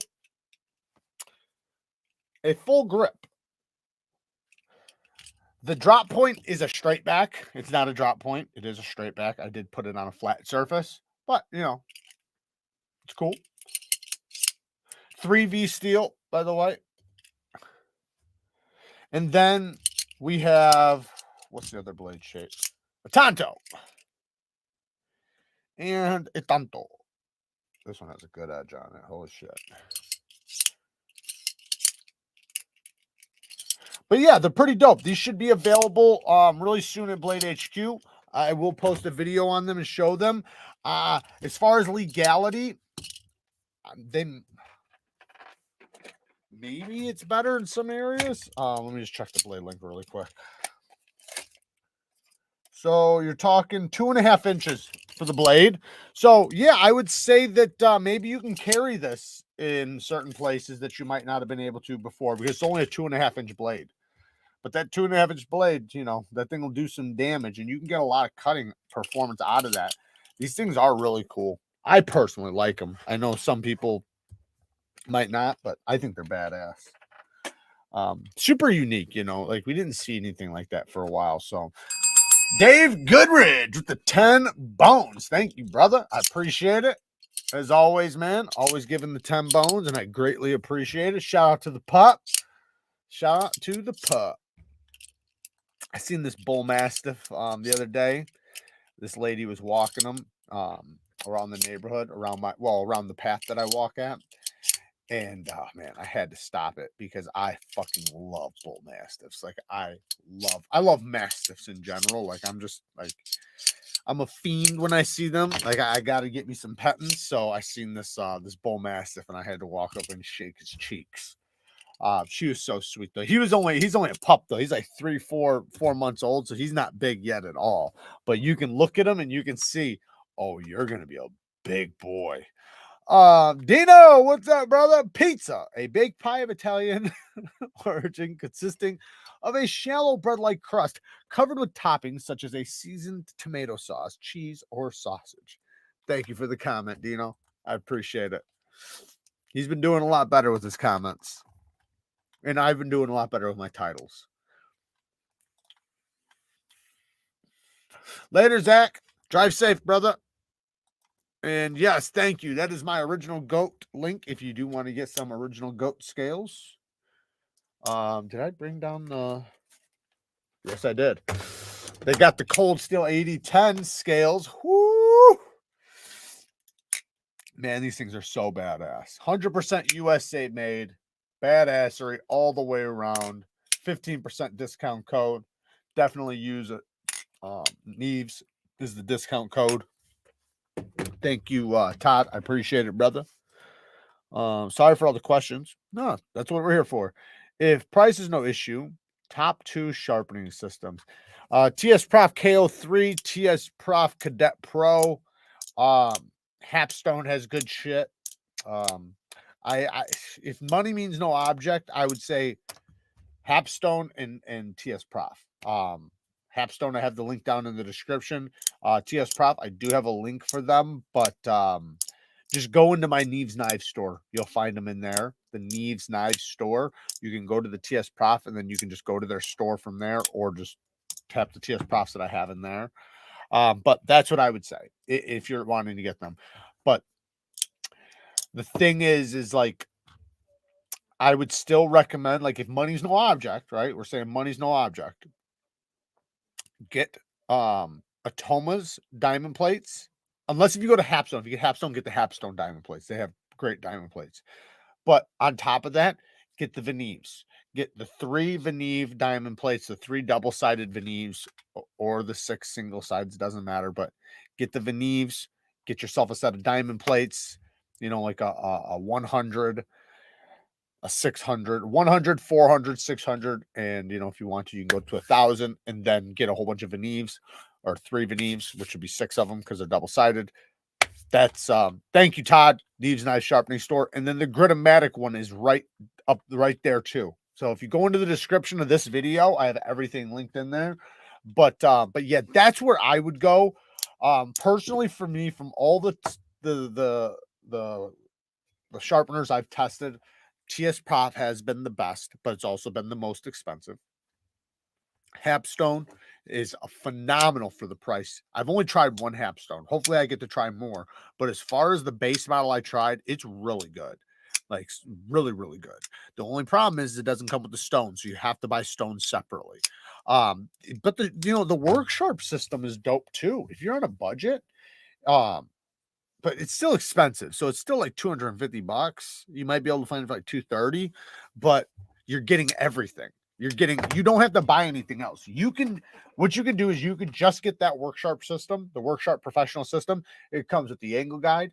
It comes with all the stones. It comes with the strap. It comes with the ceramic rod. It comes with everything you need. It even comes with a little tool to do little tiny blades. The clamp system works really good. It's easy to flip. The system is great. It's like really, really good. Later on, after buying that, say in 6 months, I would recommend you buy the aftermarket stone holder attachment when you can save up $33 more. All right, it's fucking 30 something more dollars. So, or just do it right away. But get that, because that'll give you the ability to buy Veneves and whatever other stones you want to buy. The point is that you won't be limited to their stones. You can use any stones. But a HAPSTONE link has that attachment, $33. And that system, you don't even need it yet. You can just get that system and you'll have everything you need. You won't even have to think about buying anything else right off the bat. You'll have everything you need by buying that right away. That is the beautiful thing with that. You don't have to think about getting, what digital angle finder should I get? You know, what stone should I get? You know, should I get a strap? Like, all those things, doesn't matter. They're already there. And the strap they give you is preloaded. So it already has abrasive on it.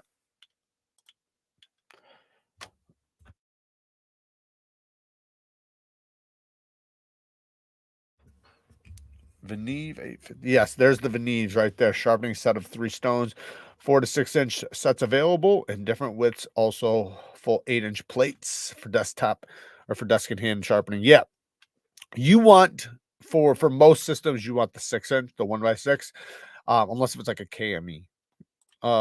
Matt's Mule with the 10 bones. Thank you, brother. Appreciate the 10 bones. Thank you so much, man. I appreciate all the donations, guys. Thank you. Rottweilers are beautiful. I love how they look. I like they are always smiling. I love all dogs, man. I'm a dog lover. I am. Hey, what's up, Lace?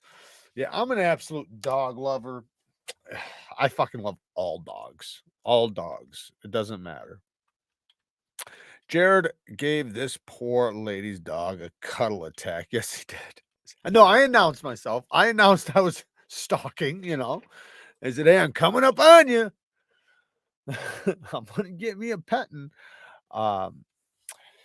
Yeah, man, certain dogs, man, when I see them, man, it's tough. It's tough not to. I used to have a bull mastiff, so, and that was the best dog in the world. The best dog in the absolute world. It was such a good dog. So, what are we at? 9 o'clock. So I'm gonna do fragrance of the day, and then which will be quick because I just have one.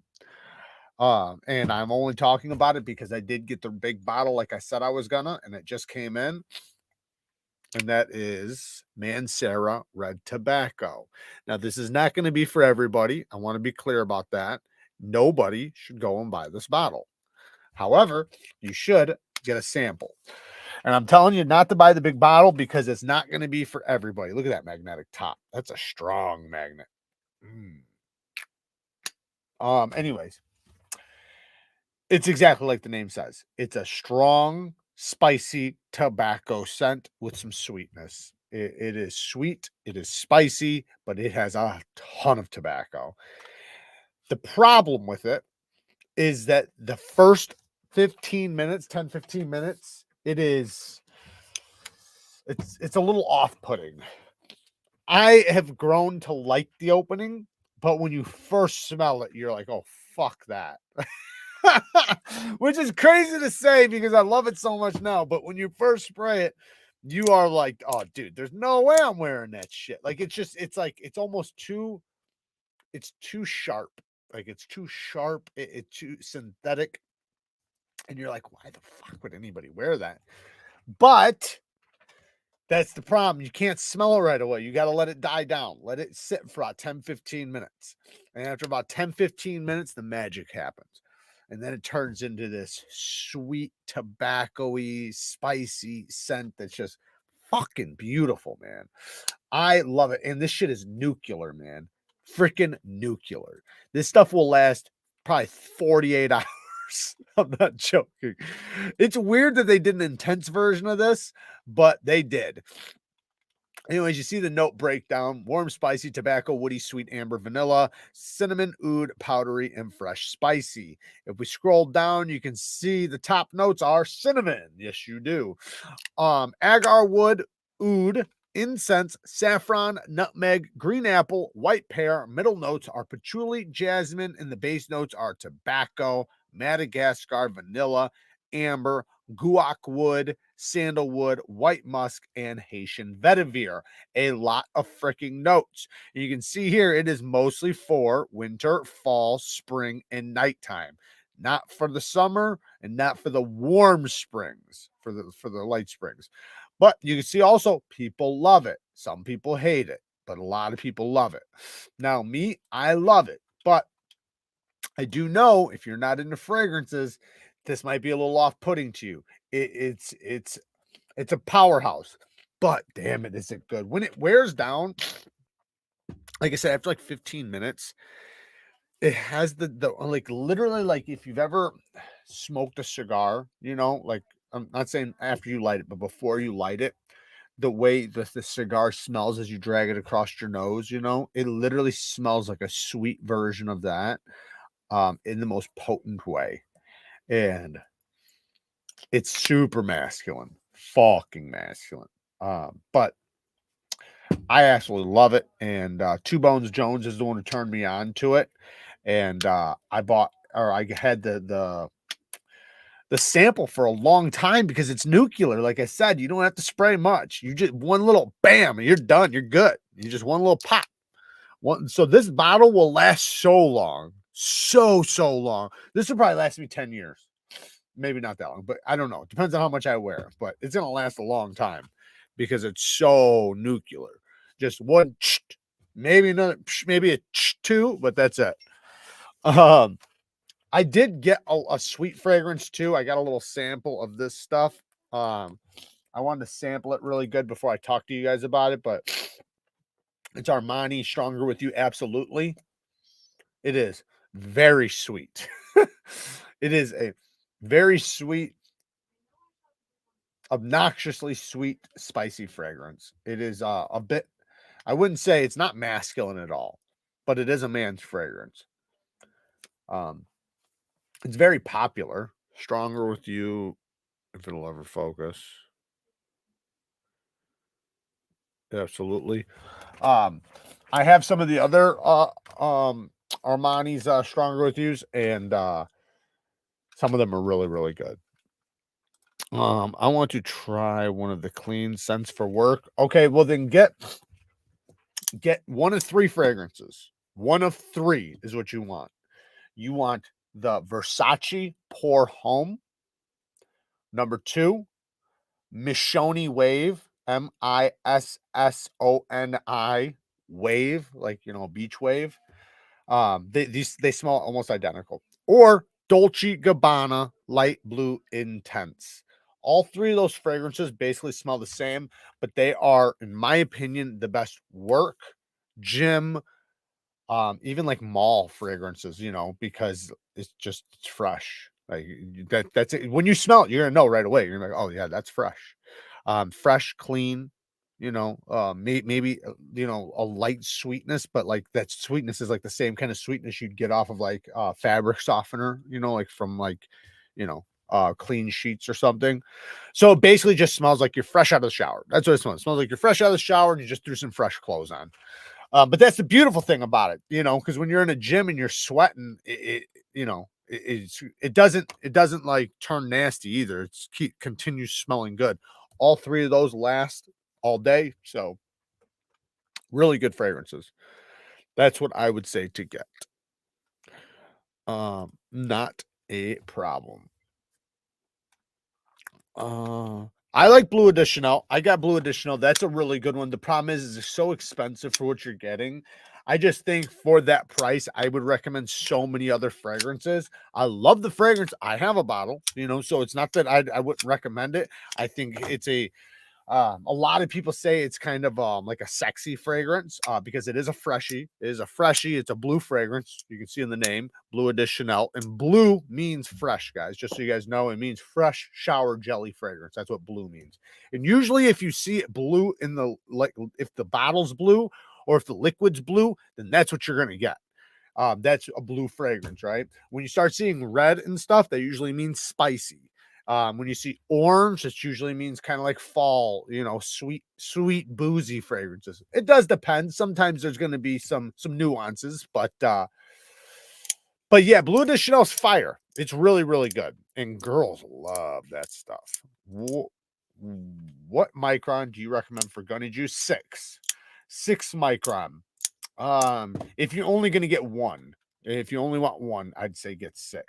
You can also try Stroppy stuff from my HAPSTONE link. Stroppy stuff is really good because unlike Gunny Juice, which is really good too, Gunny Juice is good too, but Gunny Juice is gray and all of them are the same color. Lacey has some stuff. I actually have some right here. If she's still in here, I'm sure. Yeah, there she is. Lacey's in here. She's got some stuff. If you want to check out some of her stuff, she makes this one's 9 and this one's 0.5. Her stuff's purple. You should think about color coordinating this stuff, Lacey, like Stroppy stuff. That's one of the reasons why I recommend Stroppy stuff so much, because each micron is a specific color. That way, if you have, say, 5 strops, like with all the shops that have Gunny Juice on, I don't fucking know the difference. Like I have definitely cross-contaminated every single one of my Gunny Juice fragrance, or sorry, Gunny Juice stropping compounds. But with the Stroppy stuff, I never do that. None of them are cross-contaminated, but it's just a thought. My emulsions are 19 a bottle shipped, or any 6 for 100. There you go. There is the prices. What's the difference between Versace Pour Homme and Dylan Blue? Dylan Blue has a lot more to it, so much more depth. Pour Homme is just like a fresh shower jelly, fresh fragrance. Dylan Blue is a powerhouse.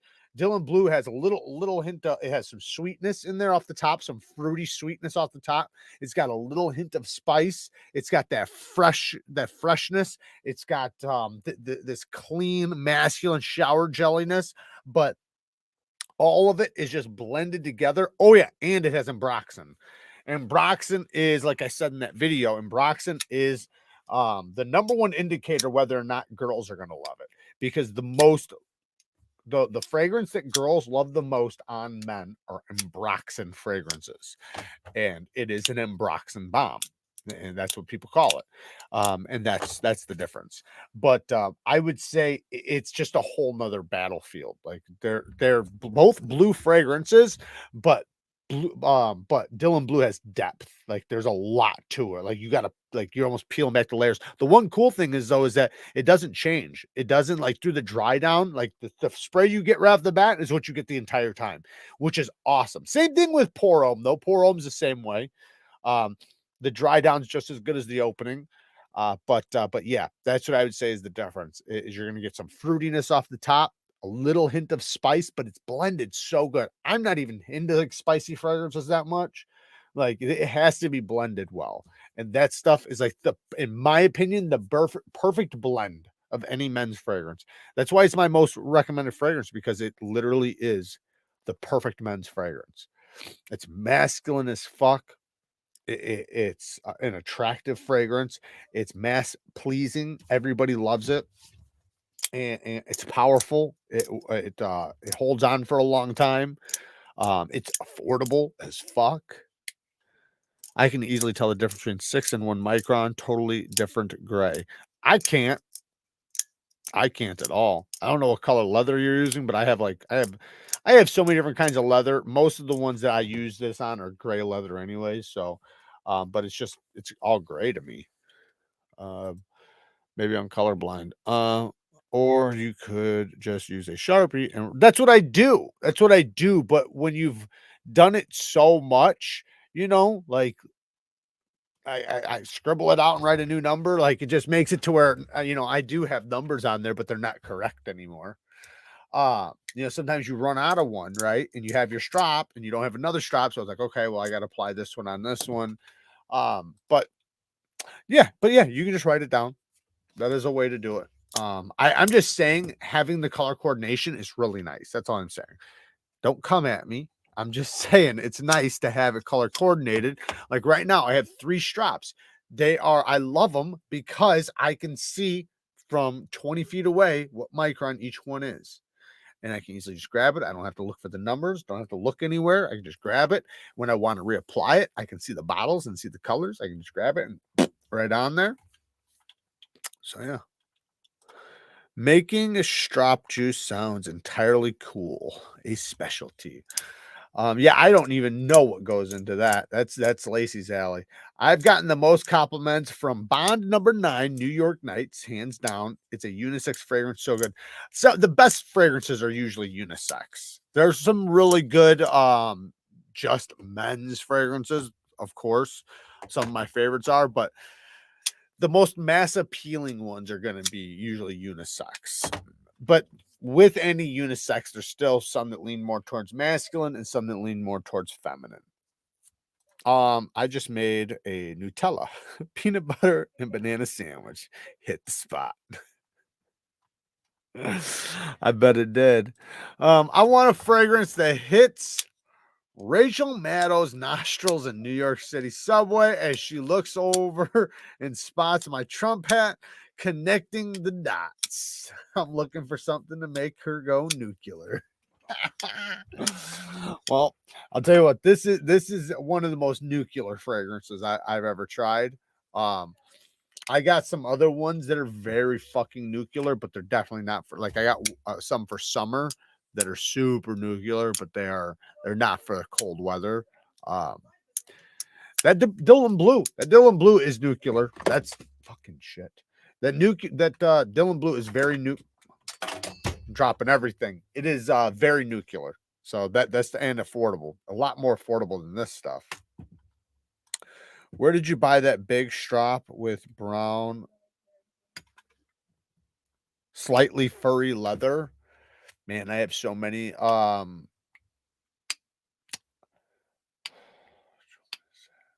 to think of which one you're talking about.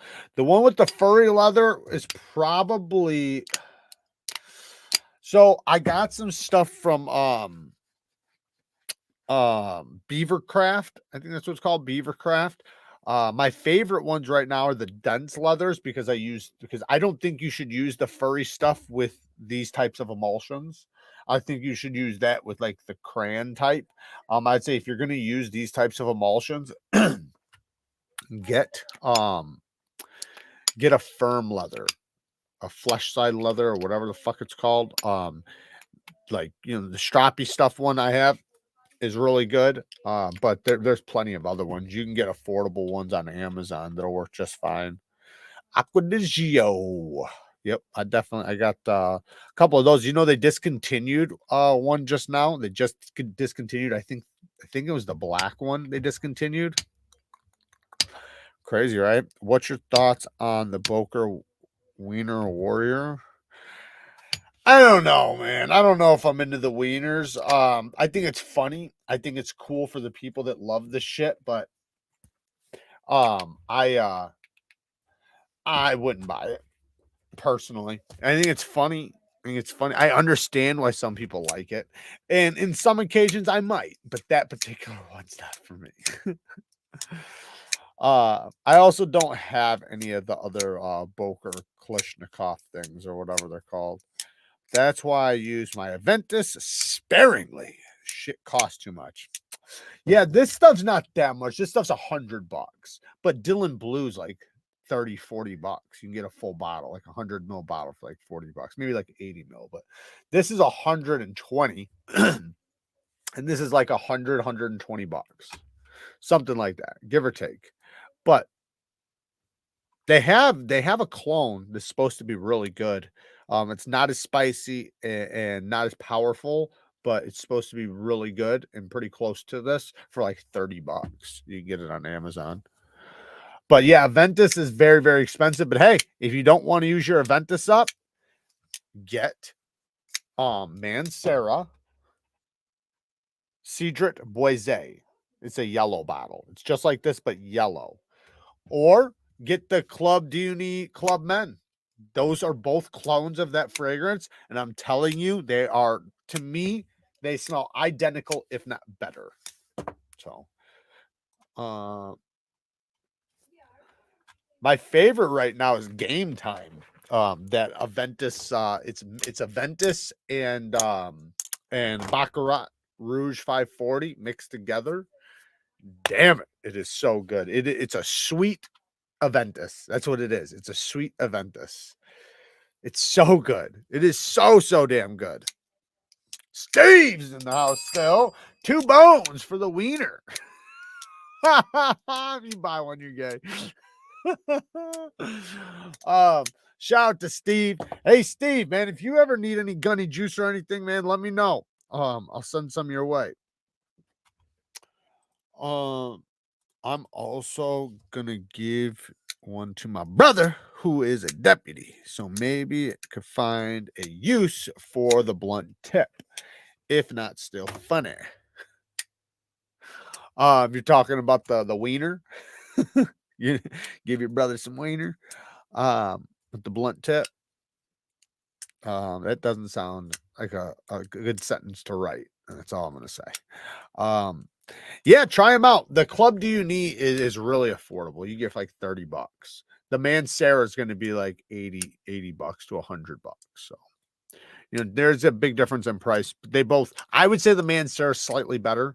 But Game Time's $40. You can get Game Time for $40. And that is, like I said, that's the one you want to get. Try that one first because you already have Aventus, so you don't need to get the other ones. Get the Aventus Baccarat Rouge 540 mix. I think you're going to like it. If you like Aventus, because like I said, it's a sweet Aventus, so it's different. It's super good. Lacey just became a new member. Shout out to Lacey. Shout out to Lacey. Hopefully she's able to show up tomorrow to the Bang Gang live sharpening. Jared is one of the few equipped to go to Chicago's abandoned dog handler job. One of the few I know with enough cologne and knives to do for the job. It's funny. I wish I could go and volunteer at some of the shelters, man. I've done it before, but Lee Word, not actually gay. Gay.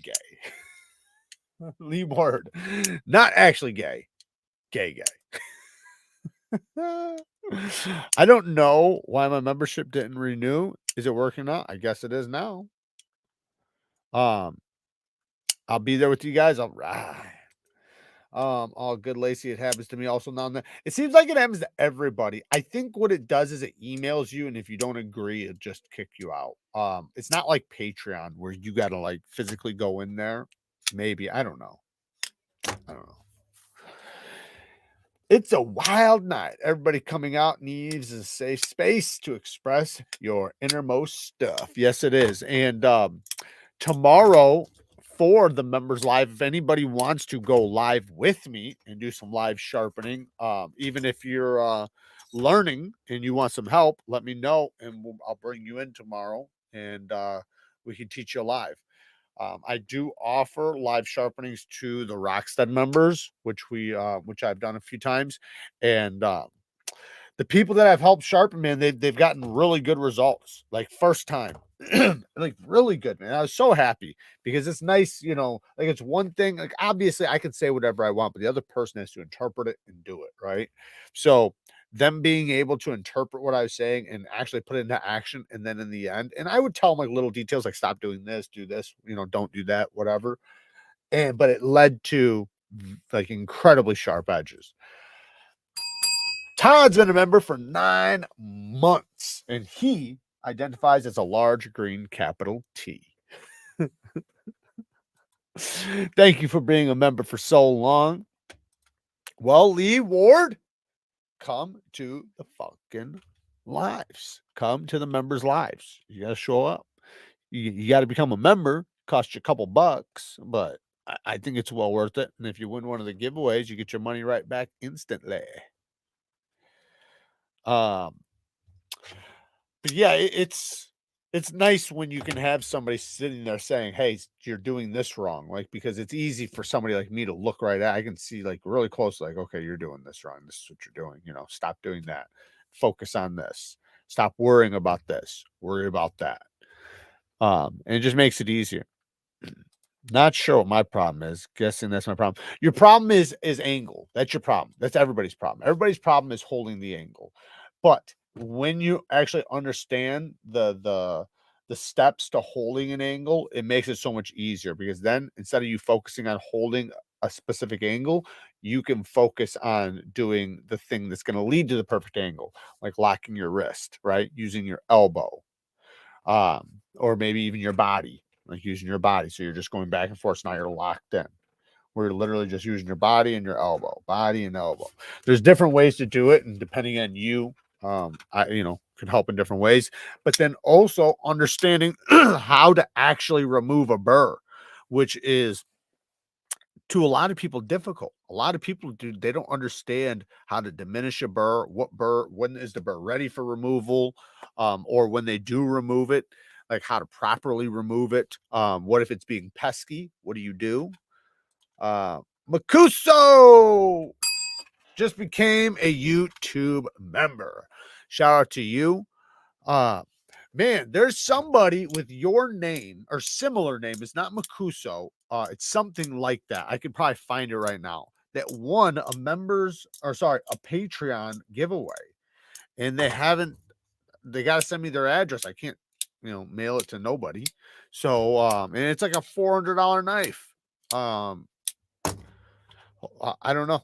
Antimatter with the 5 bones. Hey, Jared, I have to sharpen a Tonto Emerson chisel grind on my KO3. What is the best way to deburr the flat side of the blade on the machine? Okay, so what you're going to want to do is, so the problem is, it's only one side, and you have to knock that burr off. So you could do one of two things. Either one, you could just sharpen it up, and then when you get the burr at the end, so your last burr, so you go through all your stones, right?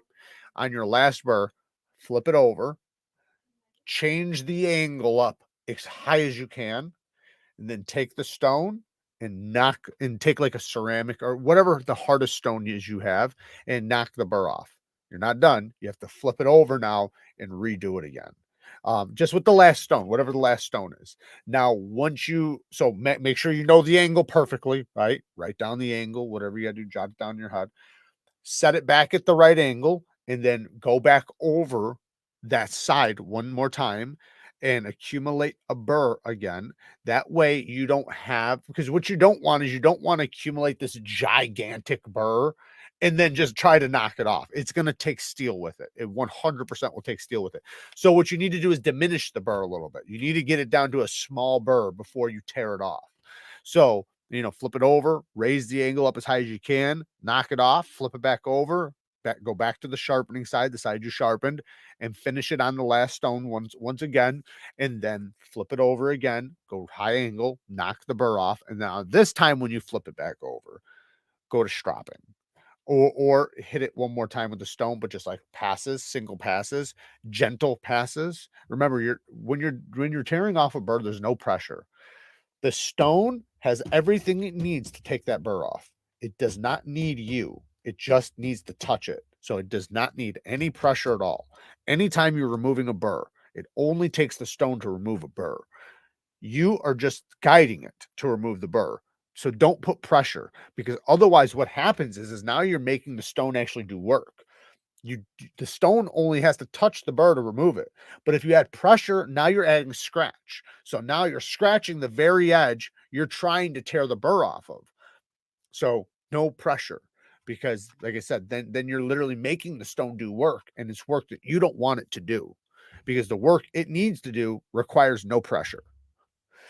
Alicor, what's up? Been a member for 13 months. October 14th, knife meetup at 1736 Edgemond Avenue, Bristol, Tennessee. Shout out to everybody who's going. I'm definitely not going to be able to make it. I wish I could. One of these days, hopefully I'm able to, but shout out to you guys. I hope you guys have a good time. Check Makuso's answer. He's the guy you're looking for. Is he? Let me see. That was me. I emailed you. No, okay. Stay here with me right now. We're gonna fucking solve this, because I know I seen the message from you, but the name didn't match up. Your name wasn't the same name. Are you a Patreon? Let's say that. Are you a Patreon? And if you are a Patreon, did you watch the giveaway video and you won? If that's true, I'll send it to you Monday. I mean, I have it sitting here. I gotta find I gotta make sure the actual guy who won it's getting it. So yeah, just let me know. I can find it right now, but the name is slightly different than what yours is here, but it's similar. Yep, I am. It was me. Okay. All right. Well, then you better not be bullshitting me, Makuso. Send me your address on Instagram and email just to make sure I have it. And I'll get it shipped out to you. Shout out to you. Let's see. I just send them in for $30 each through this gym rat friend of mine. He buys gear off who apparently has a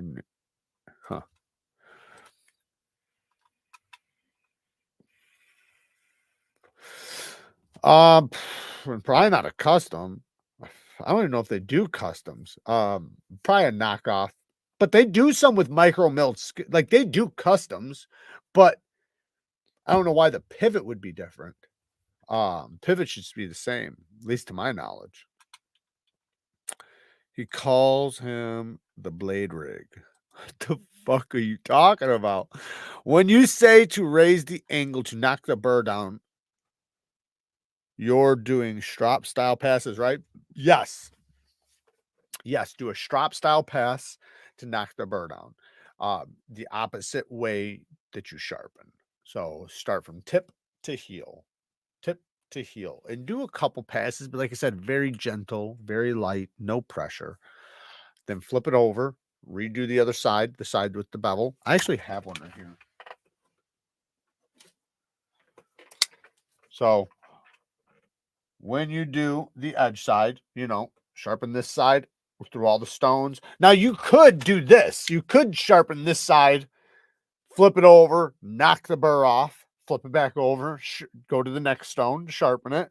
Once you're done with that stone, flip it over, knock the burr off, and just go through each stone and knock the burr off each time. That way, when you get to your last burr, it's already small. But if you do it the other way, then just make sure you diminish it first, then redo the last stone like you never used it. So completely go back over it again with the last stone. The reason why is because you're trying to knock the burr off and redevelop another burr.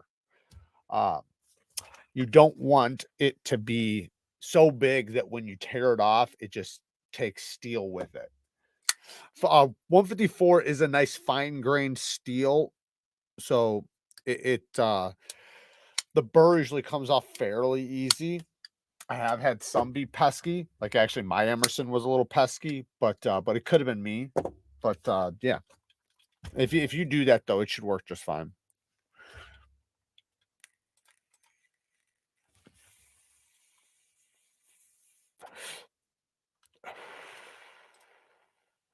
I've never been to Smoky Mountain.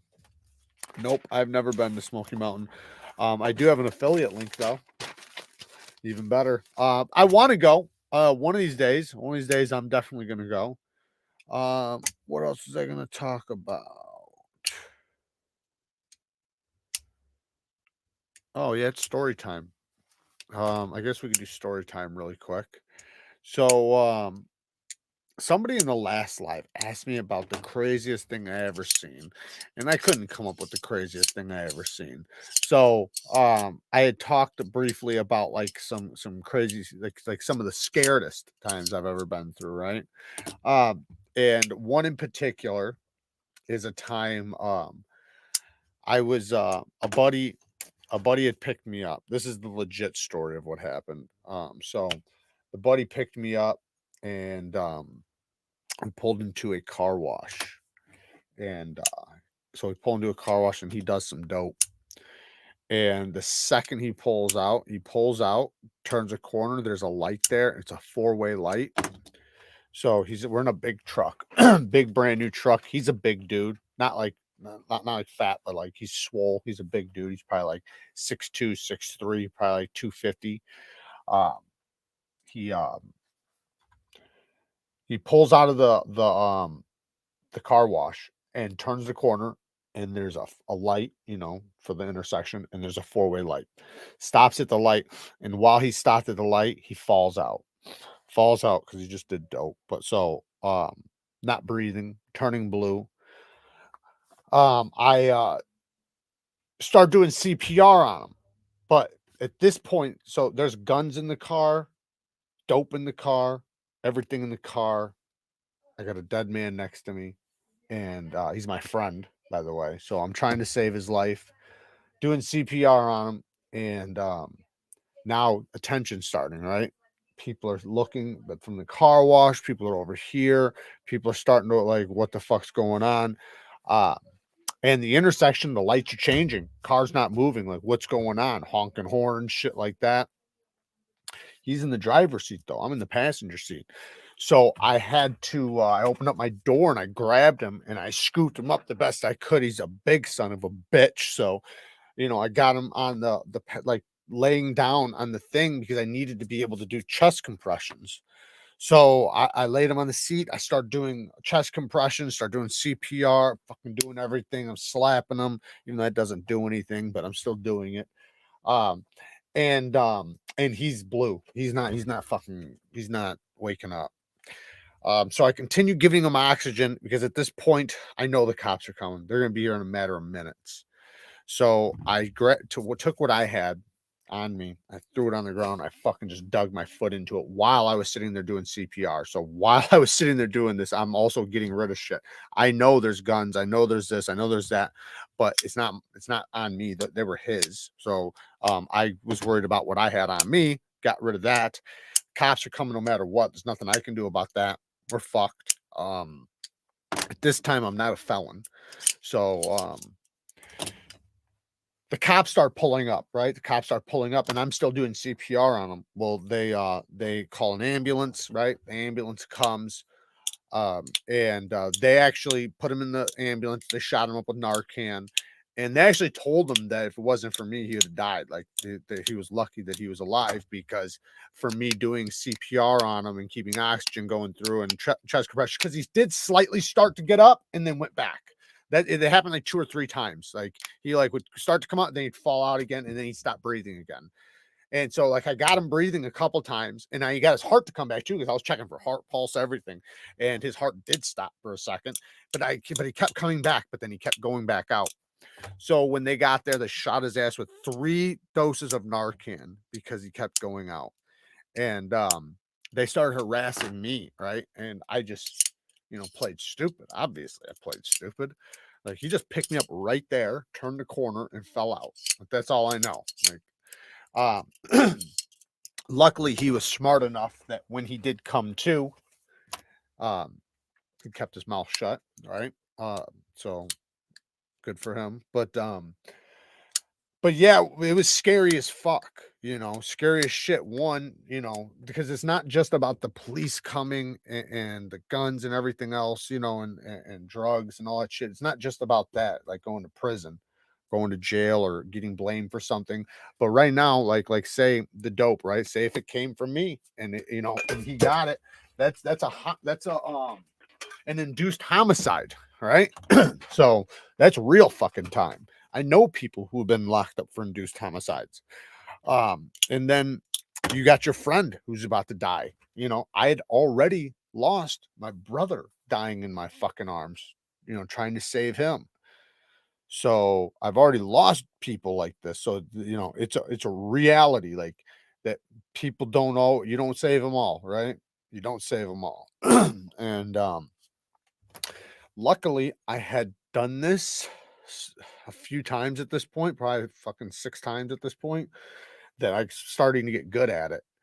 And I I probably done CPR on 12 people. I don't even know. Maybe I'm exaggerating. Maybe like 8 or yeah, probably like 8. But a couple of them was multiple times. One person in particular, it was like 6 times I did CPR on them. So and it's so fucking scary, man. It's so scary when you have somebody dying in front of you, and you're trying to save them, and it's not even like. And then, like I said, there's always those other factors, right? Like the cops, the police, uh, you know, so many things, because you don't. Your brain goes through everything that could possibly happen, like sitting in court while they're trying to say that you did it, right, or something like that. You start understanding why some people hide a body, because they're so scared that, man, I'm gonna get fucking blamed for this, like, or something like that. But no, thank God the Narcan woke him up. I took off. Like, so what happened was the cops hemmed me up for a minute. They knew who I was. They gave me a bunch of shit, patted me down, made sure I didn't have nothing. I didn't have nothing, so they couldn't hold me. I wouldn't talk to them. So since, I talked to them, told them my name, told them little bullshit, but I didn't tell them nothing. And they knew I wasn't going to talk to them because they've dealt with me so many times. They know I'm not talking to them. So since they already know that, they know they're not going to get nothing out of me. Dude's almost dead. They finally brought him back, and he wouldn't give them nothing. So they had no choice but to just tell me to walk. So I took off walking, got picked up, whatever, blah, blah, blah. Didn't see him for like a month. And it was about a month later, he pulled up at the house thanking me and telling me I saved his life and all this shit. And, but no, I was just happy he was alive. I didn't want that shit on my conscience. But that was definitely a scary, scary time. But like I said, I've done that so many times. There was another time, there was this girl. Fuck, this girl, man, she fell out, and the people that were around it know what to do. So they're throwing water, splashing, and I knew what to do, luckily. So I'm doing CPR on her, and she's so blue, like so blue, she's fucking dead. Like, it's like you almost don't think like she's coming, but there's no way she's coming back. Lips are blue, no pulse, and you're fucking doing chest compressions and getting air into her, and sometimes you'll get like a little bit of life. And so then you're like hanging on to that little bit of life, like, yes, yes, yes. But like the one time, it felt like forever. I don't know how long it was. It was probably like 4 minutes, 5 minutes, but it felt maybe, I don't know, maybe like 3 to 4 minutes, but it felt like an hour. It felt so long. Like, it felt like there's no way that she can live after this long. Like, that's how it feels, you know. Even though time's going by in a weird way. So I'm doing chest compressions, I'm doing CPR on her, throwing water on her, doing all that shit, because sometimes that does work. You know, when you're doing it, like sometimes it just like shocks you back or something. I don't know. And it's worked before. So we tried doing that. That wasn't working. Nothing was working. Now we got a floor fucking full of water, slippery as hell. Got this fucking half naked girl on the ground, fucking trying to do CPR on her. And then finally, after so long, you hear that. You hear a breath get taken. And when you hear that, it's like, you know, your own heart starts beating again, like, fuck. But the problem is that a lot of times what happens is sometimes they pop right up and then they're fully awake. And then sometimes they wake back up and they're like ready to go right back out. So, and you're screaming at them like, don't you dare, like, don't you dare shut your fucking eyes right now. You get up and walk. But the first thing I started asking that time, the first thing I started asking was like the line of questioning. What's your name? What year is it? Who's president? Things like that. Because being out that long, you're like, this motherfucker's gonna have brain damage. That's what obviously anybody's gonna think that. Like, how long can you go without oxygen before your brain is fried? I don't know. I don't know the answer to that. So when she came back, my first instinct was just start asking her questions, make her answer questions, because you know, maybe she won't remember some things, but you can kind of tell if she's, you know, like messed up in the head now. But that was I don't want to say who it was, but it was in relation to my nephew, who's locked up right now. And I somewhat feel responsible. Not that I was there when he got locked up or anything like that, but his so his mother's mother, my sister, his mom, my sister, his mom, um, her mom, so my dad's ex-wife, was murdered by her new husband. And she had taken off on my dad with my sister. So I didn't really know my sister growing up. I had seen her a few times, but I didn't really know her. And then when I was like 16, we linked back up, and she had a kid and I had a nephew and blah blah blah. So he wasn't around us, you know, when he was really little. And then so when he was getting older, he started going, you know, getting in trouble and shit. And my dad kind of just knew, he's like, yeah, you know, he's our bloodline, whatever, you know, like, it's just how he is, right? You know, we know what he's going to be like. So my dad kind of took him in under his, you know, a little bit under his wing, and with great intentions. I want to be clear, with good intentions, but you also know, like, with certain lifestyles, with, you know, it's like, if I don't know, it's just kind of weird, because it almost feels like you provoked even more out of it, you know, because of the lifestyles and just the things happening, and you know, all the bullshit. You basically are giving a person leeway to do it, or giving person like an avenue, you know, to basically do gangster ass shit. And it makes it to where, you know, they feel a lot more powerful than they probably are. They're able to do a lot more things than they would have otherwise. They have a lot more control, a lot more ability, a lot more everything, right? So that's how it wound up starting to get. And me and him were like doing a lot of shit together. He was a full-grown man, but still a lot younger than me. Obviously, he's my nephew. But anyways, he you know, started getting into some serious trouble. And then when I got clean, um I moved, right, and he had to kind of move around, and my dad wound up dying, so it kind of fucked him up too, fucked us both up. But it made it to where, you know, he continued doing shit, you know, that was getting him in trouble. And now he's got a long list of charges. I'm hoping he gets out next year sometime.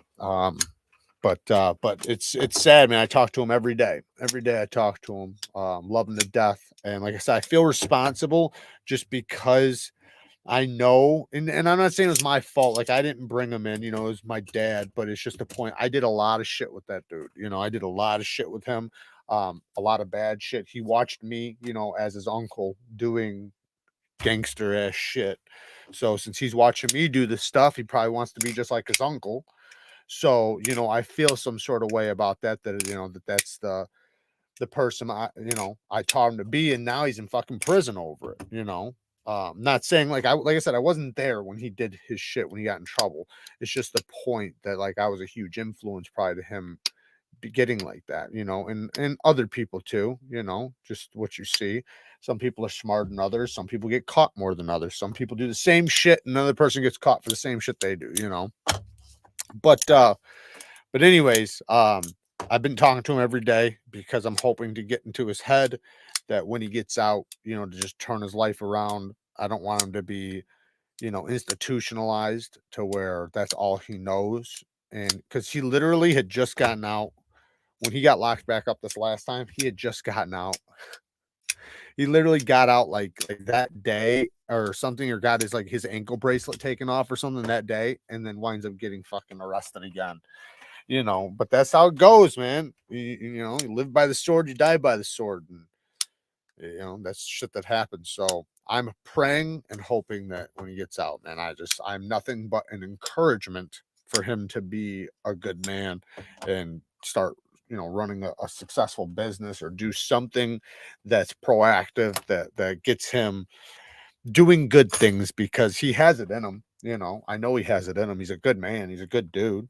But then that sometimes is the worst part, you know, like some of the best men are because as men, we're loyal. You know, we're like dogs. So we're loyal to the friends and the people that surround us, the family, the whatever. So it makes it to where, you know, especially if you're a high testosterone, high driven person, you're gonna do things that are more dangerous, you know, more everything. And then when you have people around you, you know, like-minded individuals, you guys bond together and band together, and that makes a great team. It can make a great team doing anything, whether you're a football team or, you know, SWAT team or fucking rock climbing team. It doesn't matter, you know. You just and he's that type of individual where it doesn't matter what he's doing, he'll be good at it. He just has to do it, you know, just like me.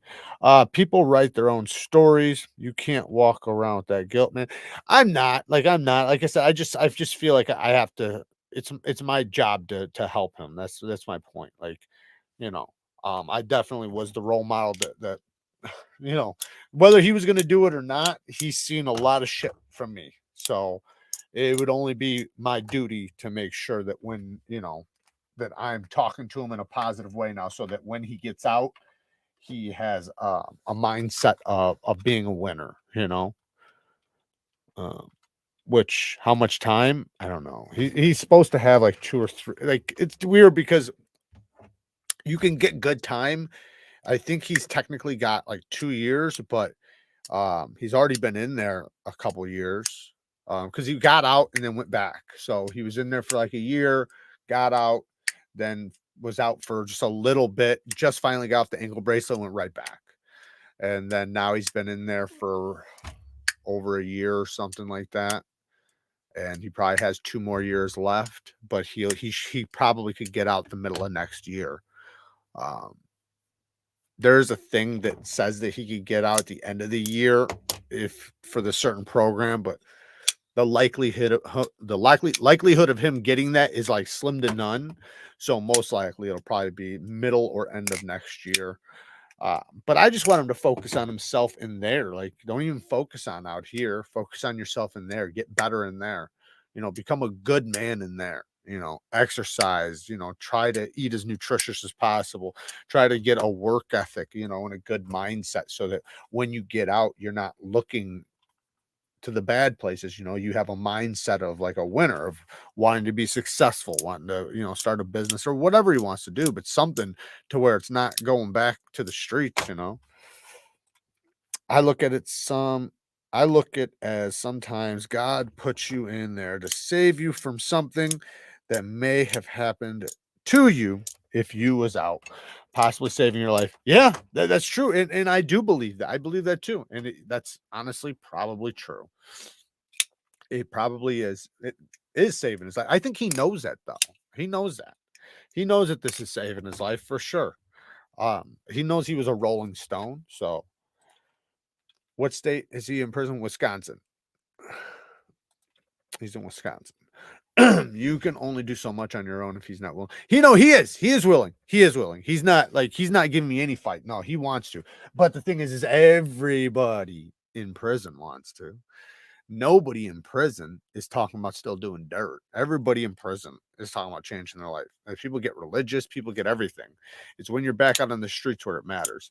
But I know him very well, and I believe him. I think that he honestly does want to. I think he's hard-headed. He's very similar to me. He's hard-headed. He's stubborn. He's um, you know, hot-headed and all that shit too. So, I think as long as he has things set in place a little bit, and I think he'll do good. Especially with being inspired. If he has people to look up to and shit like that. Driving home from Wisconsin right now. Going back to Chicago. Where were you, in Milwaukee? Stab that like button like it's Schumer. Yes, please stab that damn like button. Stab it and twist a little bit. Stab it and twist. All right, guys, I'm gonna get out of here. We went past the time. Don't worry. Tomorrow we have the Bang Gang members live sharpening at 12:15 Central Time. I will see you guys there. Whoever shows up, don't forget to remind me, and we'll probably give something away. I'll find something to give you guys. Just remind me. Stabbed and twisted, baby.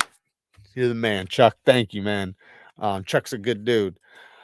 All right, guys. I love you guys. Work hard. Stay tough. Until next time. Peace.